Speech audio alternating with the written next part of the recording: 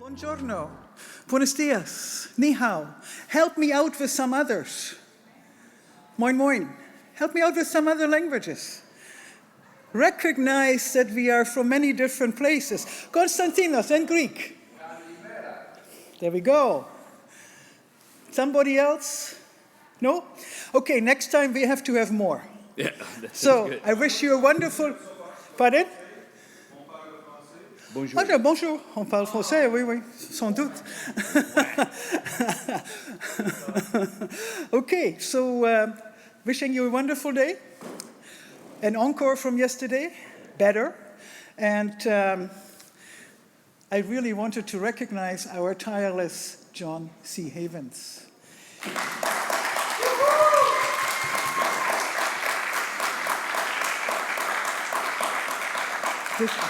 This is a man who never runs out of fuel. Tireless. You go ahead. Thank you, Micah. Danke schön. Yeah, okay, so today we are going to have a couple of keynotes. Another colleague from Stanford, which we're very excited about. I want to say thanks again to Casey and Vanessa, all the crew, Mike, the mic guy, which I love, and the staff who's helping out front. Round of applause for all of them.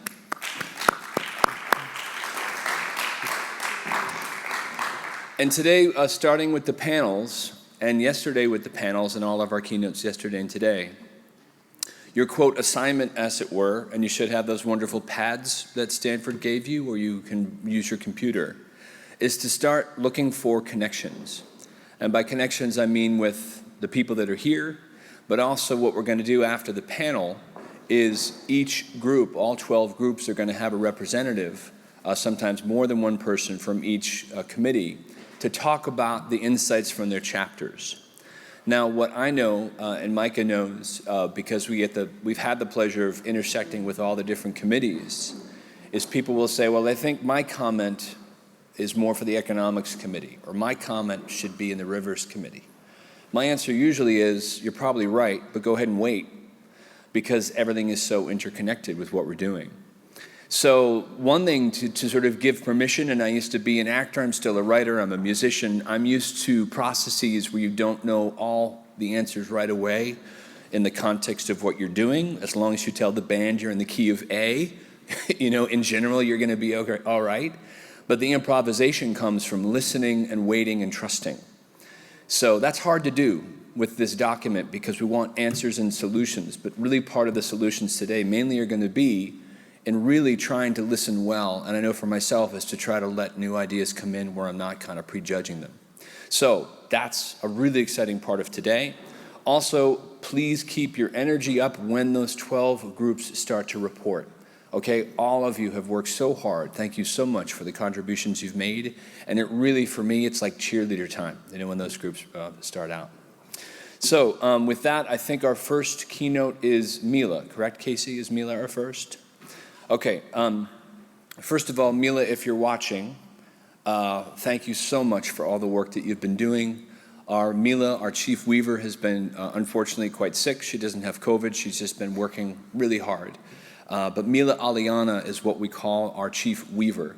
All the videos you saw yesterday sort of helping connect us to self and to the earth and to each other, that's all her. It's a unique part of how this process began. Every single committee started with Mila and her exercises.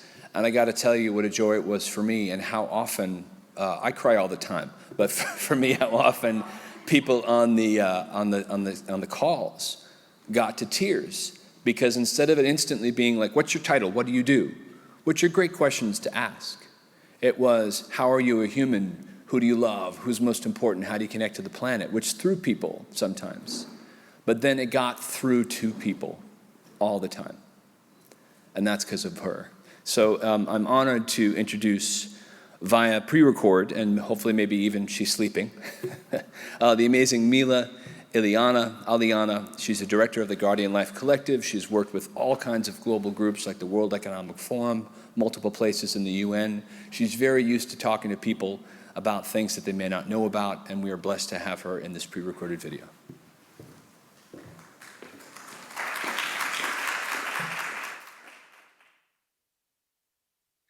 Hello, my other selves in all my relations. I am Mila Ainiana. I'm the Chief Weaver of IEEE Planet Positive 2030. Firstly, I would like to thank John Havens and Michael Lucan, as well as Stanford High, to invite me to deliver this keynote address. And I'm very humbled and honored to deliver this. As Chief Weaver, I'd like to cover the topic of weaving. And weaving to me has three different components, which is the what is the weaving, why weaving, and how is weaving done. And for that, I'd like to invite the understanding, at least from me, that weaving is about connection. So interconnection as well as interconnection of the spaces in between. And that means basically people, initiatives, all life forms connecting together in order to deliver something beneficial and evolving and learning from each other. And with that, I'd like to introduce that in order to do that weaving, you will need the internet, our own internal weaving, to show up for the collective weaving, which is the interbeing, the space in between. That space in between co-creates a larger net, and that's the cosmonet with a K. And cosmo comes from the Greek word cosmo, which means the harmony and beauty of all parts that play a part in the universe. And so let's start with that is what is weaving. And let's start with why weaving. And why weaving for me means that is a natural process of life, that all life in the universe, in Earth's evolution, is all about weaving of all the visible and invisible coming together, whether we can visually see it or not. And taking through this background that I'm showing you, the Earth evolution, 4.5 billion years, including the human evolution. And this was an exercise that we did at our writing committee session yesterday in the welcome session, the first hour. As you can see that there's 4.5 billion years of evolution in order for us to come here. There was a lot of weaving. And in that, there are three different reasons that I think personally why weaving is so important in the fabric of life. And number one is all about interconnection and interdependence of all of us coming together, especially the human existence could not have existed without all of the evolution on Earth, as well of 4.5 billion years of evolution, as well as the 13.7 billion years of the universe. So there's such an inherent invisible interdependency that we need to be mindful of when we weave. And within that, the second part is all about the beingness. So a lot of this evolution, whether it's Earth, whether it's human, and all life forms, comes, as well as universe, is an evolution. It's a beingness. And the first and the second are related to each other, especially in the indigenous traditional wisdom, the indigenous way of knowing. They understand this very clearly of how all of our interdependence, whether we can see it or not, over time, over space, are so important for the weaving of co-creating nurturing conditions for life, for our existence, for our abundance, for our harmony. And within that, I would say that this weaving within the interdependence and the being is then the question, how do we embody that? How do we become stewards of this life weaving, as guardians? Because we only came on Earth almost a microsecond of midnight, or 6 million to 200,000 years ago, very much not even a womb, probably still within the womb. And yet within 200,000 years, the third reason for why weaving is our unique role as humans. What is our unique role as humans in this timeless evolution? And in 200,000 years, the evolution only came about 10,000 years ago, when civilization was actually came into being. It took 190,000 years of Homo sapiens, our direct ancestors as humans, to actually evolve to a point where we advance exponentially as a civilization. And it's only in the last 500 years that technology was part of that. And technology in the sense of technology that advanced civilization, such as the wheel and the internet and AI, as we find ourselves today. And it only took 10,000 years of 4.5 billion evolution. So the first one was about interdependence, why we weave. Second was to do with the being. And the third is to do with the human impact. And the human impact within the last 10,000 years is really quite substantial. If we position it within the 4.5 billion years of evolution, as well as the 13.7 billion years of evolution of universe. And as you can see, all the red is the land degradation, and all the green are just only the forestations that's kind of left. And all the yellow or sand colored are all sand inhabitable places. So this really puts in context of whatever we design in this IEEE Planet Positive. What is our role as guardians of life, as stewards of life? And that's the vision of the human culture and wisdom.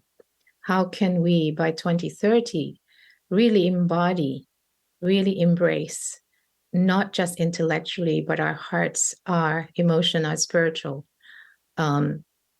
components of being human, to really know that we are nature, we are part of nature. So how do we align that when we weave together all the different brilliant thinking and concepts and technology that we bring into the world? We have a massive, important role and a very profound role. And I'd like to bring that into the conversation of weaving, in all aspects of weaving, according to me or according to you. So finally, what I'd like to come to is really this human impact. We are the only unique, as far as I know, we are uniquely placed that we have consciousness, we have choice, we have creativity, we have ability to know knowledge that then turns into insights and wisdom. So this wisdom is really profound, and it depends on the consciousness that informs it. Well, not the consciousness, but the knowledge that informs the wisdom that creates insights of what we manifest, create together. And this wisdom and conscious is, in terms of the consciousness that informs the wisdom, is sometimes invisible. And we need to make that visible as a collective in order that we don't create the same old mental models in creating new system and repackage as an old system, repackage as a new system.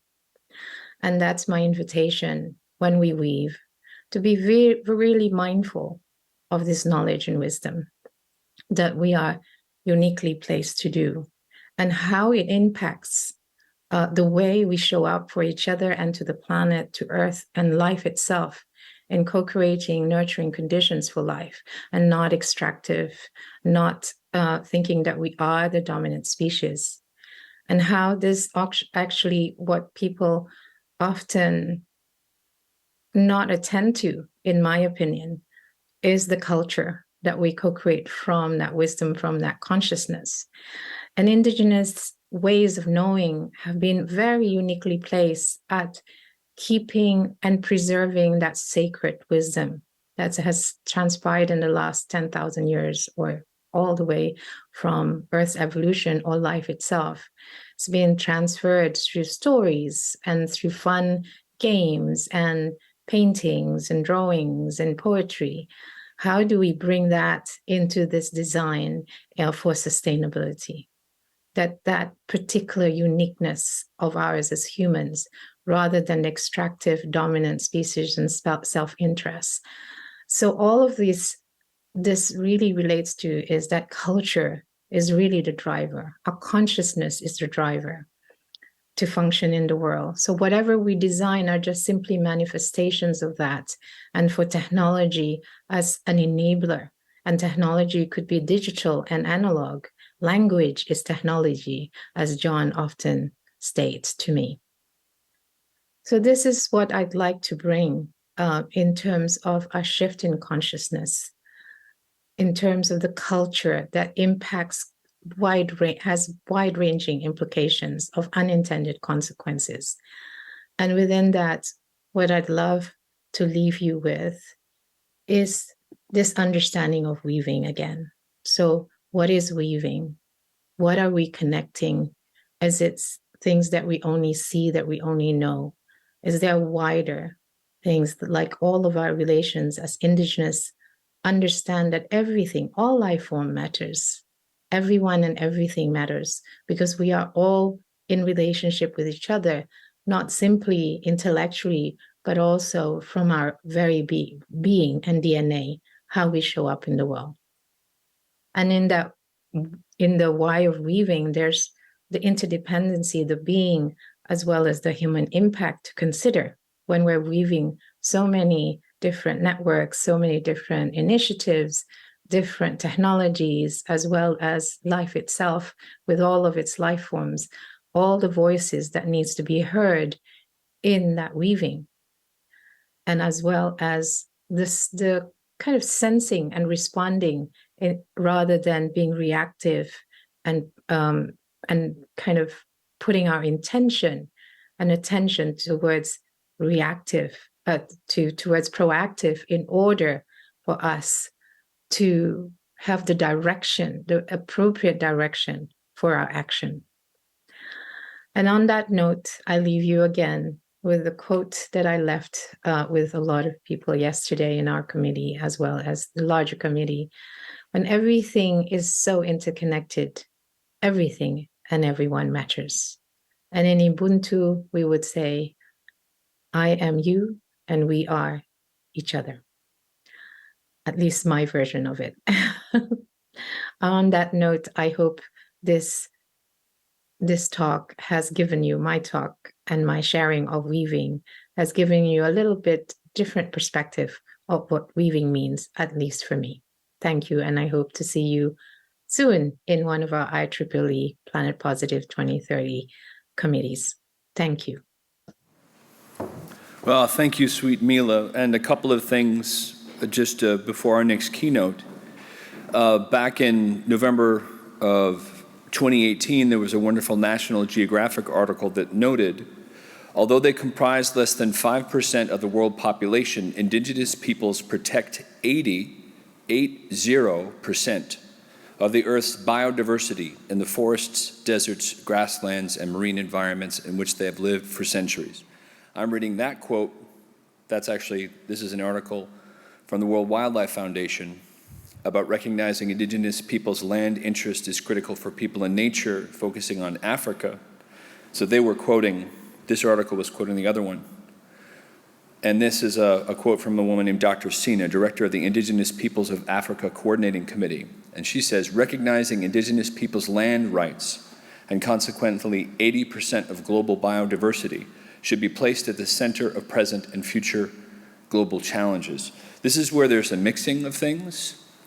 And rather than get political and all those types of things, is to recognize there's a term called free, prior, and informed consent, which is actually part of the United Nations agreement with indigenous peoples. And the way that I think of it, because I'm so honored to be with so many engineers throughout the day, is if you were building a car, for lack of a better metaphor, and someone was like, sweet, we got a car, we got the person who handles the transmission, this, who's the person that does the brakes? And you looked around and you were like, there's no one here that does the brakes. And then someone was like, okay. And you kept building the car. the designers who were here before most of us, when you talk about things like land regeneration and all the amazing technologies that will help it, awesome. But then when you look to people who probably were doing it like millennia ago, shocker, oftentimes it's the indigenous. And as I've talked about with Micah and stuff, this is not about saying these people are more important than those people, whatever else, but it is recognizing if it's 5% of anybody who's protecting 80% of what we're trying to do, then honoring them is not a question. It's like saying, let's go to France and not ask anyone in France government what they think. Does that make sense? But Mila said it much better, and she's so much sweeter. And the final thing I'll say is, as a musician, I learned how to play harmonica. It took me about 5 weeks. It took me about 10 years to start to listen to other people, and it's taken me 30 years to actually feel like I can play. Listening and being, like she talked about with weaving, it's very hard, because mostly what it means is, which is what I'm going to do now, stop talking. And say, ironically though, thank you again, Mila. We're really excited to be partnering with Stanford, and I can't say enough again about Casey and Vanessa and all the wonderful staff.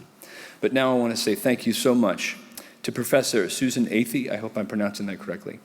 Professor Athey is the Economics of Technology professor at Stanford Graduate School of Business. Her research focuses on the economics of digitization, marketplace design, and the intersection of econometrics and machine learning.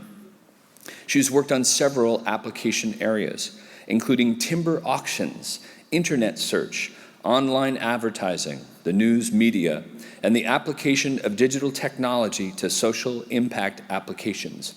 She served as consulting chief economist for Microsoft Corporation for 6 years and has served on the boards of multiple private and public technology firms.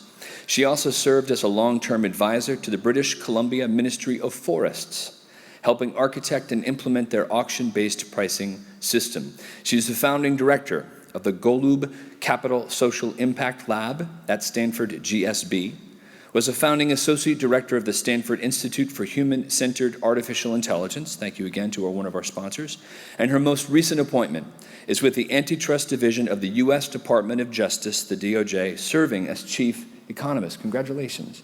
We are honored to have Professor Athey as our next keynote.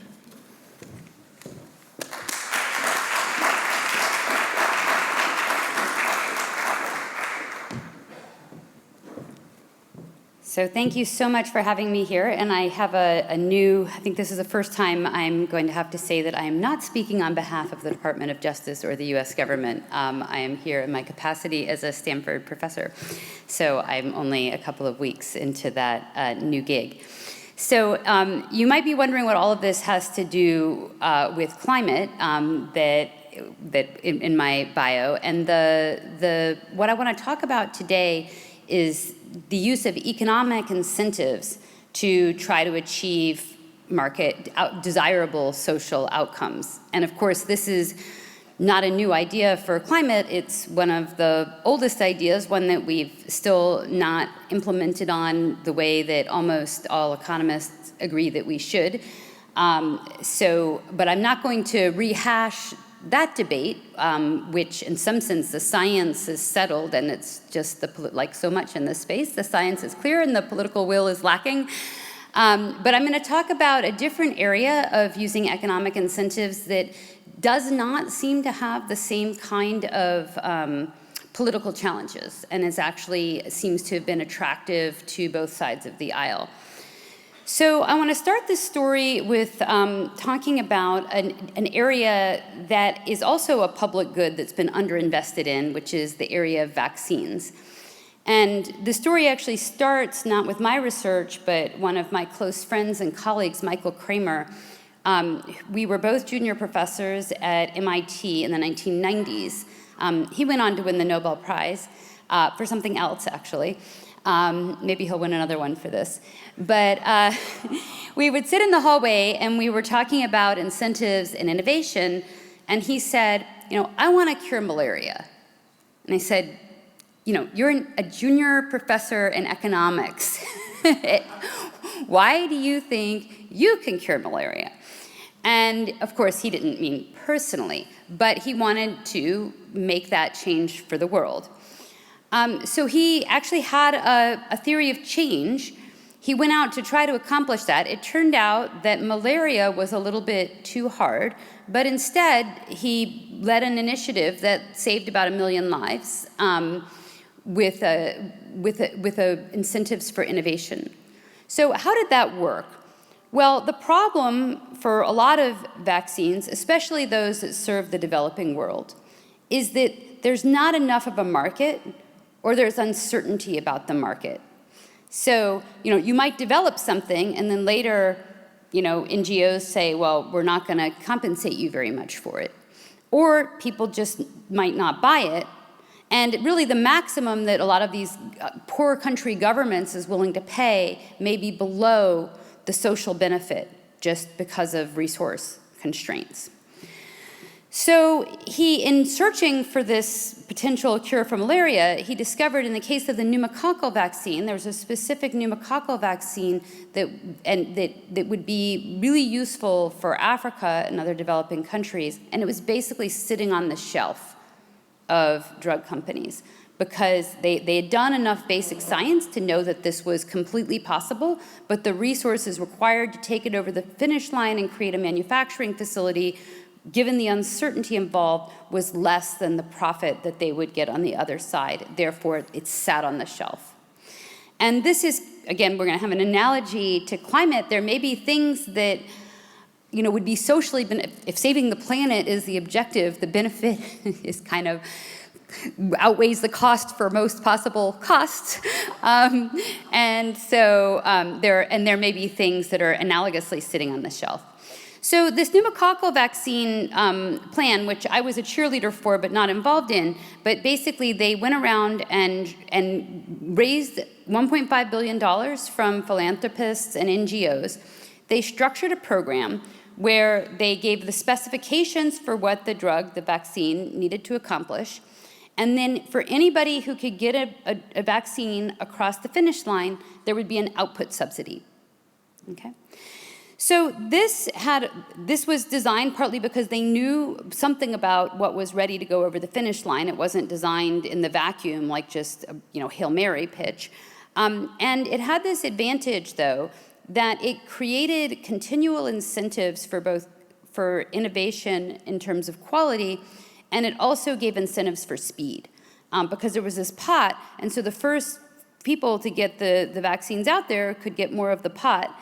And there was if one vaccine came along that was better than the previous one because it had less side effects or fewer number of courses or whatever, the governments would order that one. And so if you had the best vaccine, more people would order it and you would get a higher subsidy. So it balanced kind of just direct procurement, like please go build us this vaccine and you hope it comes back on time, which of course it may not, with giving enough certainty to the companies, got it over the finish line, multiple pneumococcal vaccines produced, estimates of multiple years earlier than it would have been otherwise, and saved a lot of lives. So that team then kind of went into dormancy for a period of years until something happened a couple of years ago that we all know about. And then the phone started ringing for this same team as people started asking the question in April of 2020, what are we going to do about vaccines for COVID? So they assembled a new team, which I was on, and that new team tried to think about the structure of procurement for the COVID vaccines. It was a similar problem in some ways, but different in others. The need for timeliness was substantially more important, and there was a much wider range of possibilities with very heterogeneous success probabilities. So what our team did was to think about what the structure of the COVID vaccine procurement should look like. And while we recommended some element of a prize or fixed pool to try to incentivize speed, given this economic circumstances, advanced purchase commitments made a bit more sense, where you negotiated bilaterally with individual companies because one company might perceive themselves as having an 80% chance of success and another a 20% chance of success. So the same prize would have very weak incentives for someone with a low success probability, whereas negotiating bilaterally and giving each company knowledge that they could actually get compensated was more important in this case. So there was more sort of direct procurement of individual vaccines, which reduced the uncertainty and increased the speed. But there was another challenge, and one place where our recommendations were not fully followed, and that is that we actually advocated going further in terms of the procurement aspects of it to require the companies to build sufficient capacity. And part of that was that capacity, people thought in terms of doses. When you read the newspaper, that, oh, US ordered this many doses and France ordered this many doses and they're stealing all the doses from Africa. That was kind of the narrative. But if you thought about it from a more fundamental perspective, what we really wanted was a lot of vaccine manufacturing capacity so that we could serve the world more quickly. So if the US cuts in line and gets 100 million doses, but they require them to be delivered in a month, that builds a very big factory, which can then serve the rest of the world. So this is one of these things, actually, and I'm sure in climate, there's a lot of the same types of issues where there was a lack of an institutional understanding of what the actual problems were, which actually led to a lot of, in my opinion, counterproductive debate about what we were doing and why. And it was partly because we just hadn't faced this problem before. We hadn't agreed upon how to talk about it, how to contract on it, how to get the institutions set up. And that was actually a big source of delay. Who's in charge? Who's going to pay? Is it this person or that person? You shouldn't be doing this. You should be doing that. That actually led to delay, which was unfortunate. Which is one reason that getting out in front of these issues and just sorting them out, having a prototype of a contract or having a prototype of a program, I've really come to believe has such outsized benefits. It's like if you have a model program where you've sorted out all the details and people can follow it, you're going to get much better outcomes. In this case, the capacity thing, you can think of like if you just order doses, the companies get the same profit if they deliver them slowly or quickly. And they can always find an excuse for delay. What are you going to do?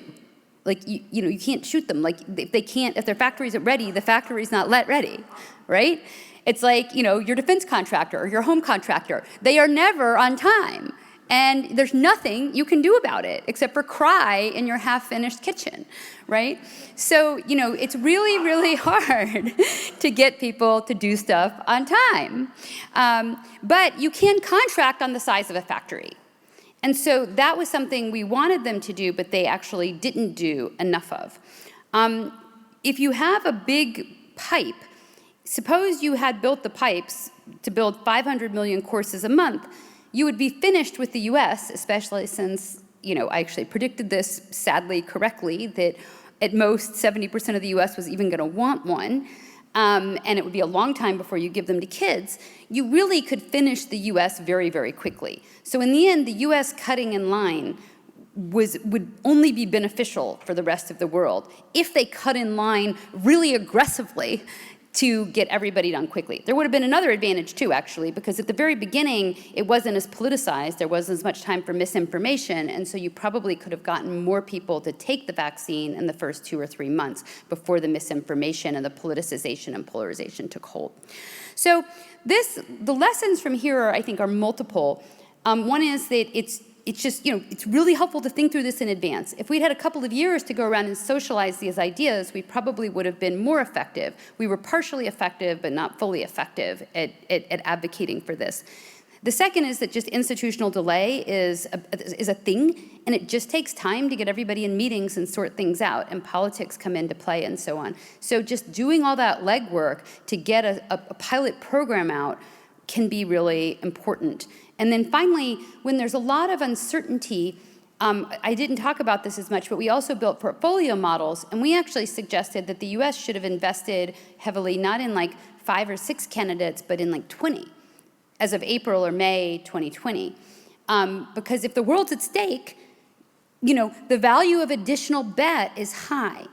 Even if it only adds a little bit of an incremental probability to success, when success is valuable, it's still worth the cost benefit. And I think this portfolio thinking, again, it's like so simple. It was just econ, finance 101 or something to build a portfolio model. But yet our team built the first portfolio model and actually the only portfolio model for the vaccines. because it's just not the way the public health people were thinking about it, and the governments, for whatever reason, didn't do it. So it's like a basic thing, but that quantification, just showing this much probability times this many billions, was effective at getting finance ministers to do more, although not effective enough. And I think that, again, translates back. People argue, oh, well, that's got such a small chance of success, or, well, that's going to divert attention from something else. In theory, like, yes, but if it's still worth it if we can figure out how to not have it divert resources. Okay, so coming to climate, then this team, having gotten the newspaper, was attracted the attention of folks in climate. And so the problem in climate, many problems in climate, but the one that the team that reached out to us was working on carbon removal. And here, again, you guys are more experts than me, I'm sure, in these graphs, but the predictions are that, at this point, we've already passed the point of no return unless we actually remove carbon from the atmosphere. So, of course, people didn't want to talk about this because they thought it would distract from doing the reductions we needed, but at this point, it's too late, and so we have to talk about it. Now, the problem with these expensive technologies is it takes time and investment to reduce the cost. And if you look at other big technologies, from solar panels to hard drives, there's a cost curve. It takes a long time to come down, and you often require subsidies at the beginning to get that started. So if you want to get down the cost curve and make carbon removal effective and cost effective, we need to start now and start getting down that learning curve. The question is how to do it. So the idea here was to use an advanced market commitment to accelerate carbon removal. And so our team partnered with a team at Stripe, which created this vehicle called Frontier. And so Frontier is an organization that served to raise $1 billion in order to commit that money to buy carbon removal. One reason that was a specific challenge in this context was that these carbon removal companies were trying to get financing. It's hard enough to fit your technology into an hour-long investor presentation. And then you spend 50 minutes of the hour explaining who the heck would ever buy carbon removal when it's more expensive than planting trees and would not meet any particular institution's requirements for net zero. So it's like you're building a product that nobody wants to buy. So the demand uncertainty was blocking financing of these companies at the early stage. So the idea is that you could, by just creating certainty, you could get a force multiplier by drawing in private capital. And it turned out if you talk to people, a bunch of, oh, yeah, we're going to buy carbon removal. We would do it. We would do it at 300. We would do it at 400 because we see the big picture. But, what if there's a recession? What if the CEO changes? What if, right? That you can't take that to the bank. So, what if there's another crisis? What if there's a Ukrainian war? What if suddenly you want to give to Ukrainian refugees instead of buying expensive carbon removal? So getting that certainty and the commitment really made a big difference. And then in turn, those announcements attracted the attention of Congress people who introduced legislation in that direction. And I think it's helped. And just really sorting it all out, working out the details and saying, hey, smart people have put money against this and believe that you've sorted out the incentives and the structure enough to make it work makes a difference. So Frontier basically is going to line up buyers, it's going to vet suppliers, and then spend the money buying this carbon removal based on, and exactly, still some of the details are not fully worked out and fully announced, but the basic idea is they're going to be like a market maker. But the key thing is the money is committed, so people understand that the market is there. Finally, I just want to close with some other opportunities, which actually, now that I'm changed my job for the next 2 years, I'm probably not going to work on myself in the next 2 years, but they're exciting opportunities. We can also shape other markets. So there's a lot of other things where there's a chicken and egg problem. There's no supply because there's no demand. There's no demand because there's no supply. So we could think about clean steel or clean concrete and try to solve them with similar vehicles. So probably there's consumers that would pay 2% more for a house if it was clean, especially in places like Silicon Valley, but they can't buy it. And nobody wants to build the stuff, because they're not sure whether people would actually pay 2% more. And in fact, the product doesn't even really exist properly, so people can't even really define what it means. So you have to solve all the parts of this. An advanced market commitment where you commit, somebody centrally takes the risk and says, we will buy it. We're going to commit to buy it. We're going to buy this clean steel. We're going to maybe subsidize the output of the cars. And then they're going to then be incentivized to go and market it to consumers and solve the problem of generating the consumer demand and making it sexy. And they're going to take the risk of failure that they can't do that. And there's a social benefit to that because you jumpstart an industry. So it makes sense for a philanthropist or a government to step into this role, bear the risk, bear the downside, but jumpstart the market. So these are some of the things that I think have a lot of promise in the future. Thanks very much.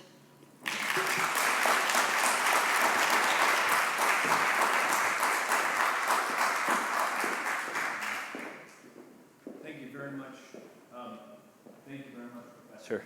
And I'm trying to think of the analogy of me crying in the kitchen and who the contractor is, and that's going to stay in my mind, so thank you for that. If we could have the panelists up for our next panel, The Value of an Equitable, Flourishing Planet, and please do give them a round of applause.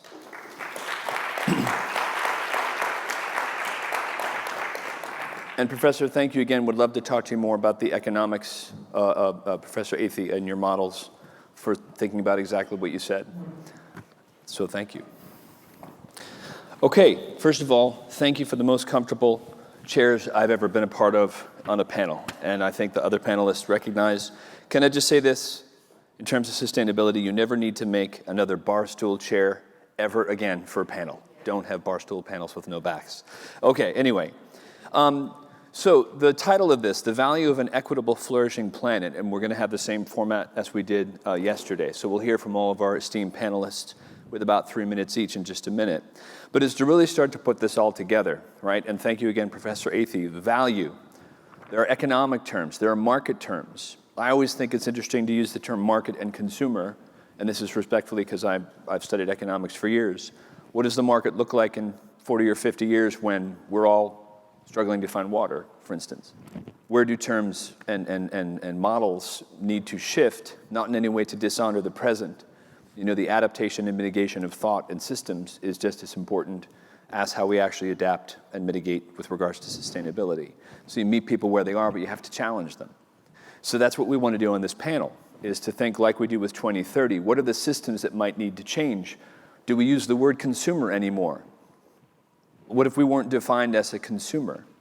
How could we still get resources to people and honor the idea of it, but not use certain words? Anyway, value of an equitable, flourishing planet. We wanted to really explore what equitable and flourishing means, and also what value means, right? Remember what I said yesterday at the start of this conference. Who is the child? And Professor, you might have been here for this. Picture the person that you said you want to, in 20, 30 years from now, the child that you know, to look at you and say, thank you. Thank you for being willing to break convention. Thank you for focusing on me and my health and safety. So with that, let us go to our panelists, and we're going to start at the end. And again, just take about 3 minutes or so with each person. Really glad to have Eva here. Eva, thank you so much for coming. We'll start off with you. My name is Eva Wu. I am VP of Impact at Ontopology. My main background is from journalism. I was a journalist before I left Beijing for Bloomberg. And then I went into social innovation. I was in CSR for Cisco, and it was doing my social startups and also at a philanthropy research center at Stanford for a while.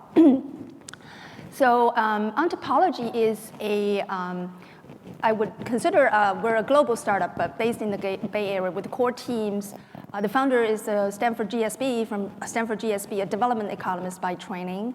And our chief environment scientist climate scientist is from Earth System at Stanford, and we have a new hire, actually, a new graduate from Earth System as well. So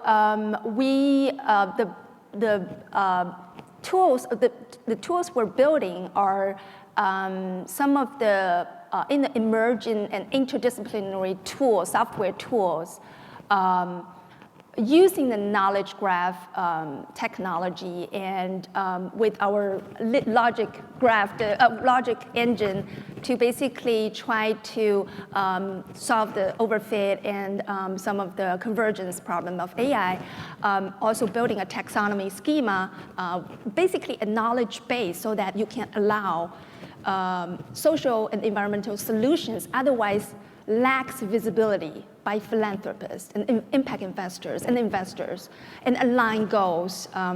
This could be done globally and across, and we're making tools in China as well, hopefully to take them global. I can give you some examples. The global tool is a climate risk and solution map, which is basically a personalized climate risk analytics and resilience planning tool that has global and local searchability. The other things we're building in China is philanthropy advisory tools and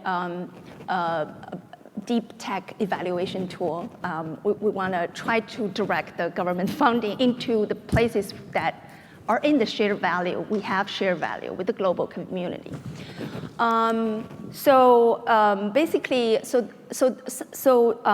The problem we're trying to tackle, as I said, is basically the siloed knowledge and scattered information. We're trying to, synthesize. I was a synthesizer as a journalist, synthesize, but really build standard. We want to work with global organizations, build standard schema, and across language localities. So that's a little bit about myself. Wonderful. Well, 谢谢. That's my horrible attempt at saying thank you in Chinese or Mandarin rather. And standards, we would love to work with you, not to drop names, but IEEE Standards Association. And the other reason I bring up this, and I'm so thankful, and sorry to be general like this, but there are actually a lot of people in China who are my dear friends who have children, and I really get tired at conferences of sort of a China bashing mindset. So in that sense, really excited to have you, the protein. Very hard position to be as the first generation Chinese immigrant living in America and being an entrepreneur. I feel this value clash, which I will talk later about it as well. We're coming here to see things from a collaborative lens. So I hope that's music to your ear. But if you want to argue from a more hawkish geopolitical angle, then I don't think I'm the right person. No. That's what I'm saying is thank you so much, because the geo-hawkish stuff, a lot of those other conferences here is to say, as it turns out, China is a fairly big landmass and has, as far as I can tell, a lot of ecosystems. It's also diverse. It has young social innovators. Yeah. Anyway, thank you. I know it's weird to be like, can you represent all of China in our panel? Yeah, exactly. But the point is that to reframe this whole sense of who are people that are there, so many academics I know, people I've spent time with who I just really care about, and their children, and so much great work being done in China with sustainability. I work in sustainability every day. It's hard to find information sometimes and all that great work. So thank you, is the point. Next, on to another Paul Polman fan is Saul. Saul, give us some updates on what Capgemini and you are doing, please. Sure.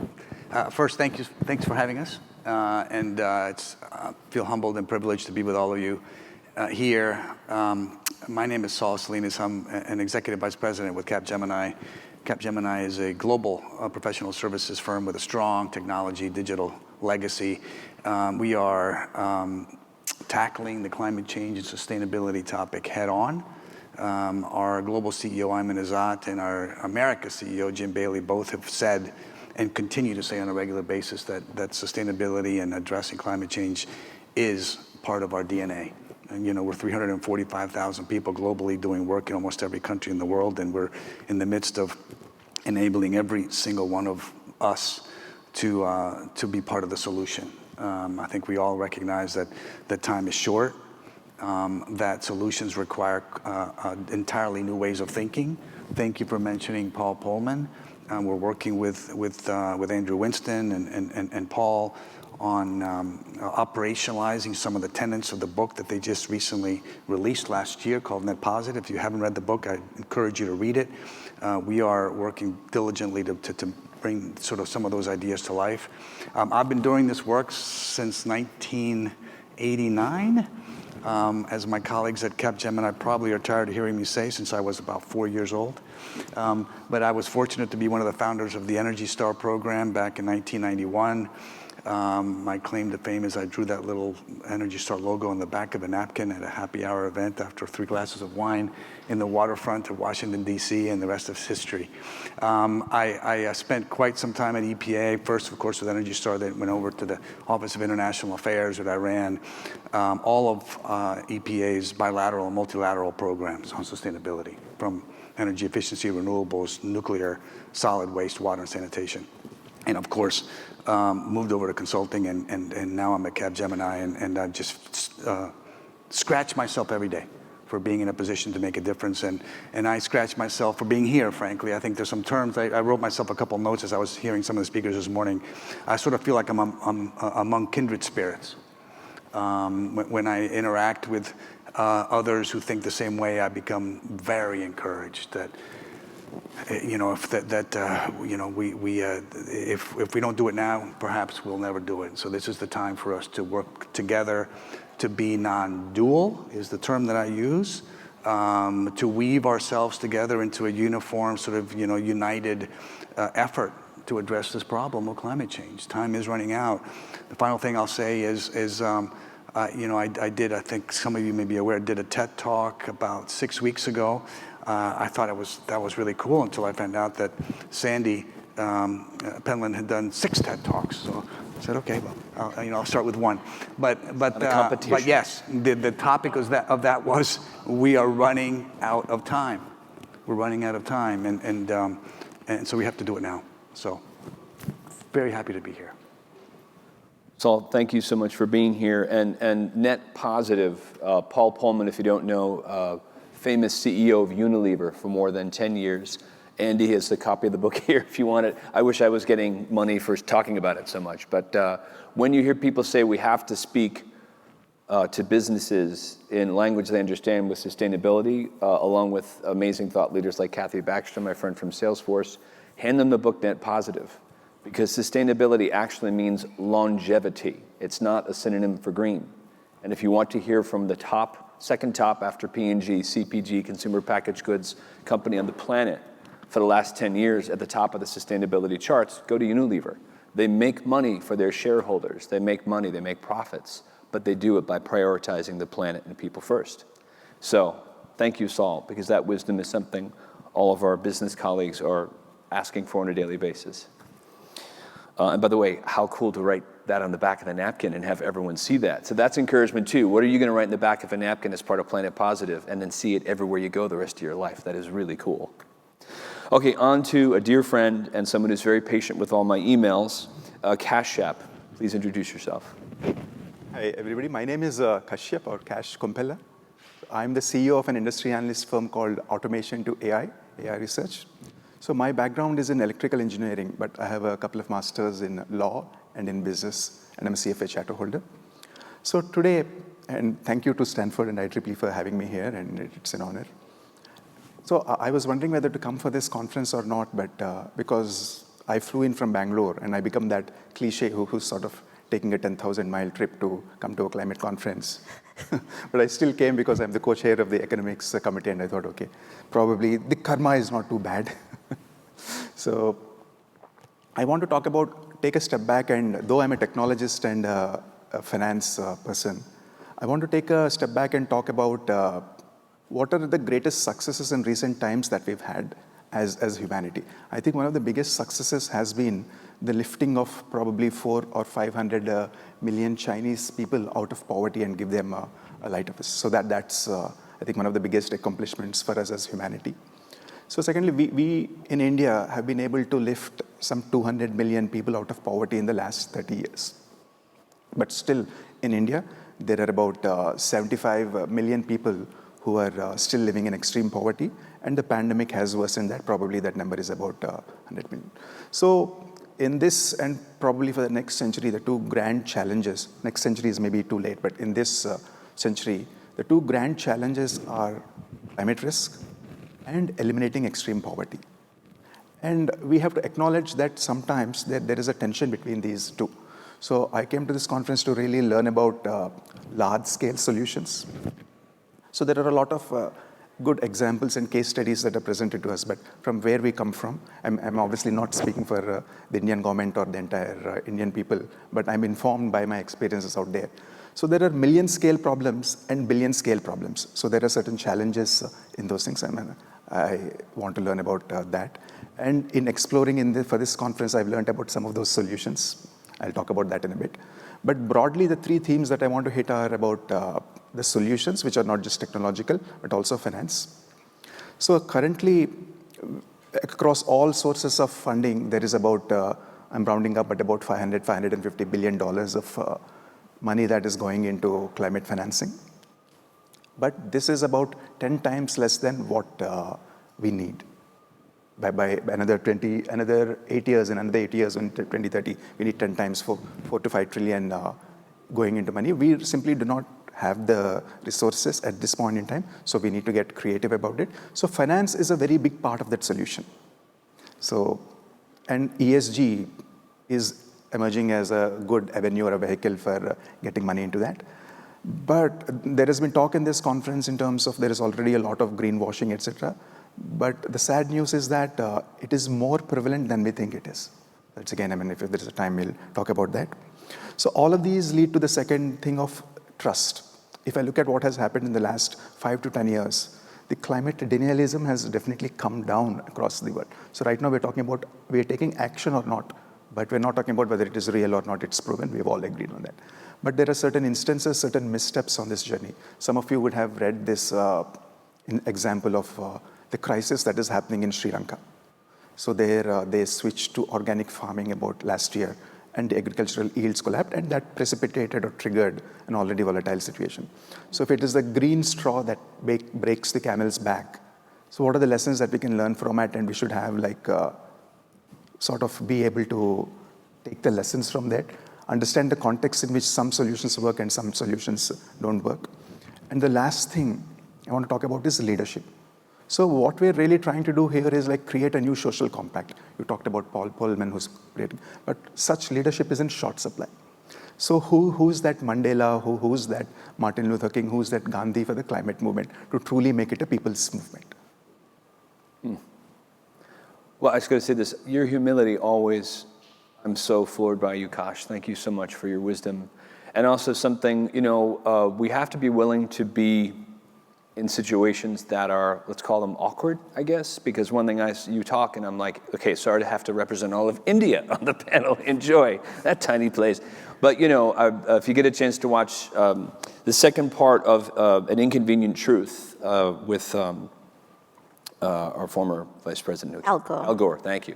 He goes to India and has this wonderful kind of very democratic, appeal about, hey, you should do this, and it's like a prime minister, someone on the prime minister's cabinet is like, and this is where it gets awkward, as it were, but he says, America brought the stuff that's in the air, and you use fossil fuels for 50 years, we get to use fossil fuels to feed our people for a while we figure this out. And I watched that and I was like, mic drop, So that's not just awkward, it's just fact. And I say that as a person who makes, whatever the average American does in terms of waste. So I don't bring this up to be awkward, but also to say part of this to be human has to be real. And thank you so much, because I can't tell you how much I appreciate your quiet humility and wisdom.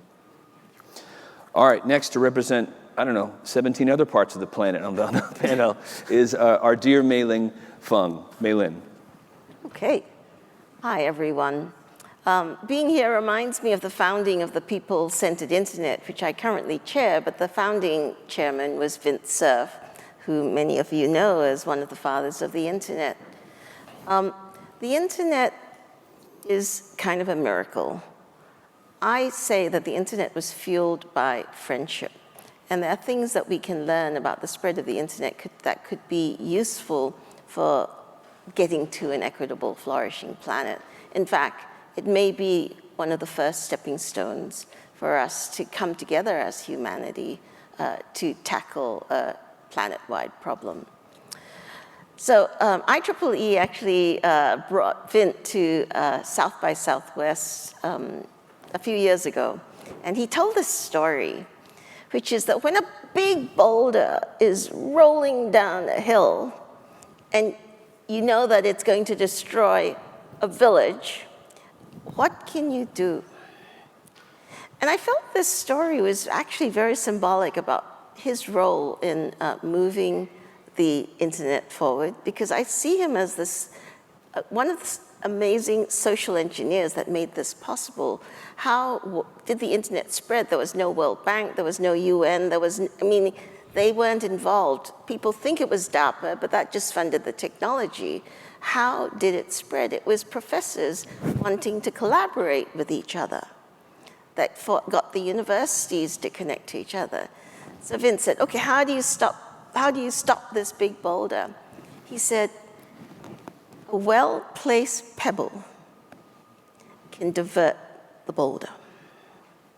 I never forgot that. And in a way, here at Stanford today, I feel we are that well-placed pebble. And what we can do together really reflects what Margaret Mead said, never doubt that a small group of people can change the world, because indeed, it is the only thing it ever has.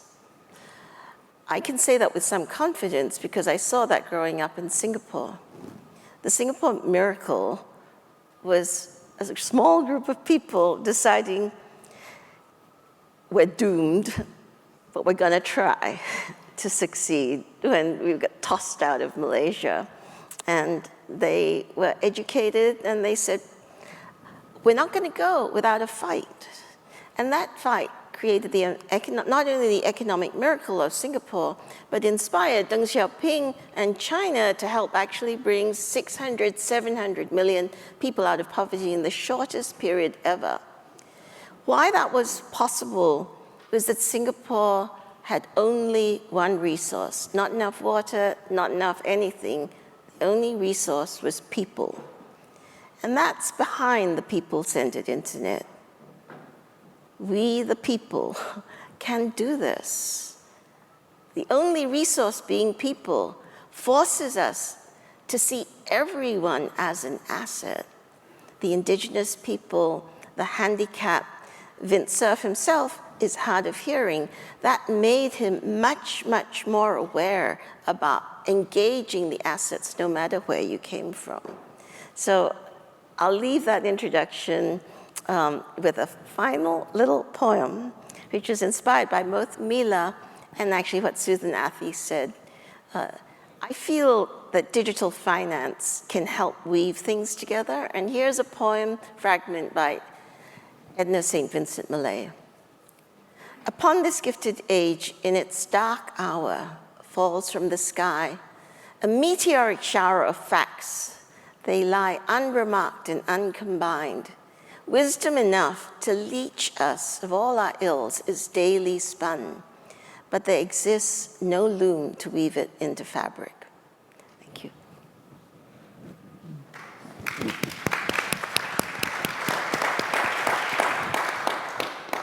Well, that was lovely, and thank you. And then all the other panelists are like, what poem can I quote from? I need a poem. So we're going to do a couple questions each. We have one question from a virtual audience member, Anaya Sengupta, so thank you for that. But I want to start with you, Saul. I used to be an EVP of a top 10 PR firm, and I'd come from wonderful experiences like this and then go talk to my CFO, right? And he was a great guy, this big guy named Tony, very Italian. John, what are the numbers? And the thing about the numbers is the numbers for shareholders are exponential growth. That has not changed. So Paul Pullman in his book and the stuff that you guys are working on at Capgemini, God bless you, how do you, in a, for lack of a better term, loving but bold way, tell companies, here's what you have to do now, but the science says that we have 40 or 50 years till we're over 1.5, and we're probably pretty much there now. So it's not about, here's what I'm trying to say is, psychology of getting through to people is very challenging. The fact of what businesses have to do, and I say this with empathy, is make as much money as possible for shareholders by law. So transitioning from that mitigation to adaptation, that's very hard because someone can say, I really want to do this, but how? It seems like you guys are the wizards of that, channeling Paul. Like I can use his first name. Anyway, I think you get my point, and I'd love to hear what is the pragmatic way but loving and bold to say, this is what you have to do, not just what you should do. Does that make sense? Yeah, I mean, gosh, that's the holy grail, right? Is to be able to sort of get everybody to think that way. I mean, I'm going to have to sort of borrow from some of the things that Paul and Andrew have talked about. I think the first thing starts as you looking in the mirror. You know, one of the things that you mentioned Martin Luther King and Gandhi, and where are they? They're you, essentially. So I think each one of us has to really look in the mirror and say, okay, what can I do today, tomorrow, and the next day, and every day to introduce the importance of environmental considerations in everything I do. I would include in this list that you mentioned the gentleman by the name of Don Nankis. But you might be asking yourself, who's Don Nankis? Don Nankis was a junior associate lawyer at the U.S. EPA back in 1991, when we were looking for a signature on the first ever memorandum of understanding between the U.S. EPA and industry to curb, emissions through the Energy Star program. And we had shopped this document up and down the halls of the Office of General Counsel at EPA, and every single attorney at EPA said, we don't do that. We can't do that. We've never done that. So we went to the next one. And we went to the next one, and we went to the next one. We finally found Don, and he's a son, and he said, where do I sign? And so my point is, I think, it requires courage, which is the term that Paul and Andrew, and we use it at Capgemini, and our CEO uses it. It requires, of course, some homework. It requires being able to find that one little sort of area of intervention that may make a difference for your organization, whether it's pushing a specific project, or whether it's teaching a specific talent, or whether it's encouraging the use of emotional intelligence. So it's all of those things, but it also means just doing whatever you sort of identify as being something that's within your sphere of control. I don't think that Don, and by the way, he doesn't even know I'm mentioning him. I haven't spoken to him in 30 years, but he's the hero. He was the hero. He made a big difference for, dare I say it, the environment and the planet, without perhaps anticipating that, because he just signed the document with all the risks that came with that. So I think that's what I would encourage all of you to do, whether you're in finance. What's that model, that Excel spreadsheet that introduces an environmental externality into the financials that weren't there before? If you're in talent, why don't you start looking, perhaps, if you don't do already, for that one individual who is absolutely passionate about climate or recycling or circularity, in lieu of perhaps other skills, but is going to push that issue. If you're in IT, identify those individuals that, in addition to looking at the functionality and the requirements of your hardware or your software or your service, is going to actually every single day assess the impacts of that hardware or software or digital transformation tool or protocol relative to the electrons that are being used behind it. It's that. And those things are there. So that's the way that I would answer that. It just, find that one couple of tactical things that you can make a difference and become the next Don Nankis. Well, thank you for that. And I'm now speaking for me, not for Capgemini. One of my favorite chapters of the book talks about the elephants. Let me just say this. The elephants chapter of that book, Net Positive, is what might save sustainability efforts, in my opinion, because specifically he talks about things like corporate tax evasion, which I think is an unfair thing to do to corporations, that they have these systems that they need to rely on to continue to exist. And I'm sorry to say that's awkward, and it makes it sound like I'm picking on companies. I'm not. I'm saying we're here to dream about a 2030 where $1 trillion that goes to that type of system could go to save the planet. It's not physics, it could happen. So anyway, thanks again to Paul Polman for that book, and that chapter is very hard to read, especially having been from the corporate world. But I'm going to keep digging into you and ask for some more pragmatic things. But one of the many reasons I appreciate you, Saul, is that you come from the heart, along with that awesome symbol. Okay, Eva, I want to dig into some of the awesome stuff we talked about in the phone. Things like the new protein models that you're doing, the ecological civilization model with regards to China, learning exchanges, all the different successes in sustainability and other aspects of the work you're doing involving China. Yeah, come back to the title of the panel is value, right? A value comes in two ways. One is the kind of monetary value we can put on the ecological service and the environment and social progress. The other aspect of it is, as in what value you hold near and dear. That's more cultural, that's more affected by the political system and cultural of your lived experiences. So in that, I mean, I've been struggling because really the cultural aspect could affect the choice. We all want a flourishing planet, human being, every human being thrive and flourish. The difference is in the choice of path. Do you go a more collective versus individualistic, or a command control, high regulation, or a more bottom up, more top down or bottom up? This is my view. Of course, there are other things we can talk about later. So back to some of the panels had talked about Jumpstart. The speaker, Susan, talked about the Jumpstart model of sustainability development. China champions that. And to address that point, I actually want to address China's success, I would say, if you look at the numbers, in responding to sustainability challenge in three ways. The success it had achieved, the anxiety and challenge it provides, and the opportunities, a tactic point where you find the high leverage point that you can operate as for us who are trying to collaborate and get things done.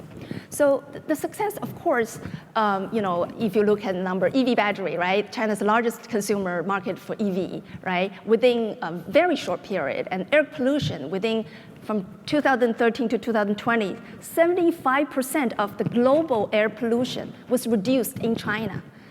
That was not because of altruistic, not just because of altruistic reason.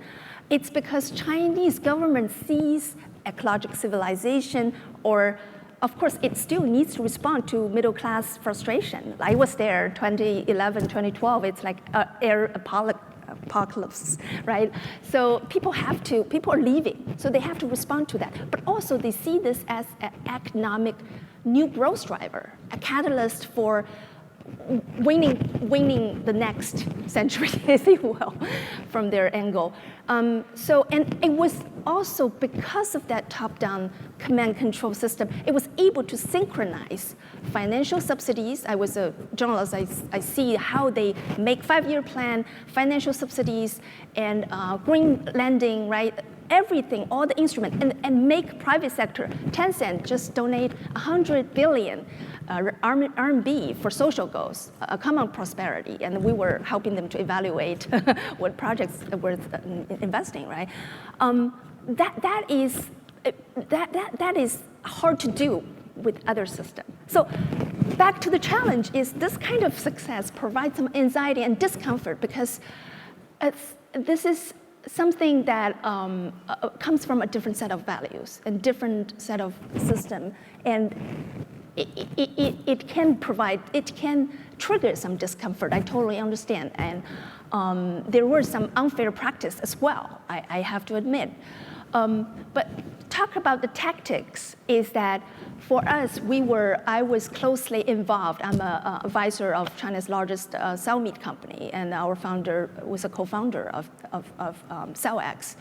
So we identified, so 2 years, a very short period, within 2 years, I'm seeing alternative protein from, nobody knows what it is, to it can be the next EV battery, it can be the next solar, because things are happening very fast, the speed and scale it is happening. And it has to do with early on, over 2.5 years ago, I was helping some Bay Area philanthropists to identify how to reduce animal consumption in China. Nobody cares, animal welfare isn't a thing. But if you look at adjacent goals, right, health, China 2030, antibiotic use, non-communicative diabetes, people being fat, right? These are public health costs. And then you also look at its climate commitment. Once they connect the dots between food they eat, and which we are connecting right now, but China very quickly, within a few months, a year, everybody is talking about that, right? The emission, the methane of ag and food. And also, then it comes to the China model where it works, is the kind of upfront investment it can put up to massively scale and reduce costs to become a manufacturing hub, right? New Protein holds that promise. If you tell the story to impact investors, they will buy that story, right? Impact investors. Actually, some of the alternative protein, the earliest alternative protein companies are all exclusively funded by global philanthropists. Effective altruism movement, people, community was closely involved in bringing that concept to China. So that tactic part is actually really helps to bring some of the solutions and find the common ground and shared goals. And that's our goal, is to find a more systematic way to identify that shared goals. So, yeah. I love your enthusiasm. You're so much fun to talk to. And so can we just round of applause for Eva? There's And I had such a good time in Beijing. I've been there twice. One thing was the pollution was challenging, but also same thing as in Los Angeles. I got off the plane in LA. But one thing about having worked in AI ethics for about 8 years, the only set of principles that I've seen the word I'm about to say in English was in the Beijing principles that came out about 5 or 6 years ago, which is the word harmony. I love that word harmony. I'm keenly aware that I don't understand it as Do you know Song Bing of Berggruen Institute? Again? So there is an institute, Berggruen, LA-based, yeah. So they have, their China Center is actually looking at AI ethics from very interesting perspective, from Taoism, from the ancient culture and philosophy from China, like how that affects the AI ethics people are holding, So they're... Yeah. One of my favorite papers is called From Rationality to Relationality, written by a friend named Sabello about Ubuntu ethics. It does not discard rationality. It does not say one versus the other. It says that as humans we have rationality, but we are also relational creatures. It's one of the best papers I've read about how to join the mentalities and cultures where they don't necessarily have the same basis. Anyway, this is a great conversation. All right, I want to dig into Kash, because Kash, by the way, it's hard for me to get him worked up. When I do, I know it's a good conversation. And in terms of business, along the lines of what Saul has said, you're in the trenches at a lot of different levels. With regards to ESG, as Sandy said yesterday, and I understand this, right? There's so many of them. It's this miasma of what do we do? And I feel for companies. What do we choose? How do we validate? We really do want to make a difference, but we also have to make a profit, which I understand. I have to have a profit. I have to pay for my kids. So what are you finding? 2 levels. One is, what's the most effective thing that you've found with your clients or with colleagues where when you say it, they go, and there's some kind of a breakthrough? So I'm going to say from a business communication standpoint, that's part 1, where everyone needs to know, what can I do today, right? So anything that breaks through that cloud of corporate social responsibility and ESG and and Kash just says boom, and they go, And then secondly, do you have a personal level? Because you're so good with that side of things too, where someone goes, oh wait, this is about my child, my grandchild. See, it doesn't have to be really complicated. My favorite example is with this company IKEA. Some of you may have heard of it. So traditionally, they've had country managers. They're present in 40 countries or so. So each, the designation of that is retail country manager, India retail country manager, China, etc. So now for this personal accountability, they're doing a lot in sustainability. So they changed the designation of those people, of the leaders, to retail country manager and chief sustainability officer. Bingo. There is a lot more personal accountability. You don't have to have all of these ESG scorecards, matrices, etc. So IKEA already has been doing this, but simple things like that, they sort of elevate it to the next level. They have a CSO? The CEO is the CSO. Oh, and they give it the separate title? Just a separate title. So the title of the country manager is now country manager and chief sustainability officer. Wow. So that brings in a lot of personal accountability immediately. So that's something that I mean, you don't have to wait through. Otherwise, in a lot of business practices, I'll talk about two examples, if you will. In a lot of businesses, good individuals, I mean, personally great individuals, but when they wear this fiduciary hat, like I teach at this thing called the Institute of Directors about AI risks, etc. So from a fiduciary point of view, their roles are clearly defined. They're expected to work in shareholder value. So that constrains them. But in all the companies that are putting a lot of their weight behind walking that extra mile, it is the personal leadership of the people in charge that is making the difference. So that's one thing.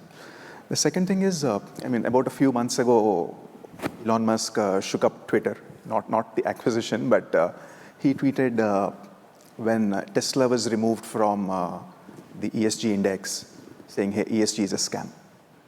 Many of you would have seen that because he said like ExxonMobil, which is one of the largest oil companies, is in the top 10 companies by ESG ratings, but we are not. So for a common person, it looks like, hey, this doesn't seem to make right. It doesn't seem right because we think of Tesla as like a green company, etc. That's the impression. Also, a quick poll for the people in the room.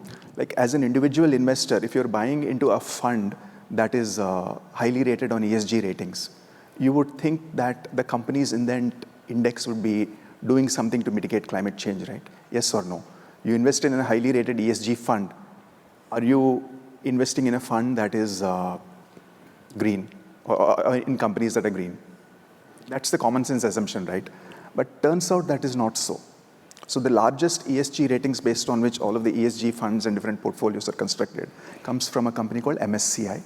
That's about 60-70% of the ESG funds ratings.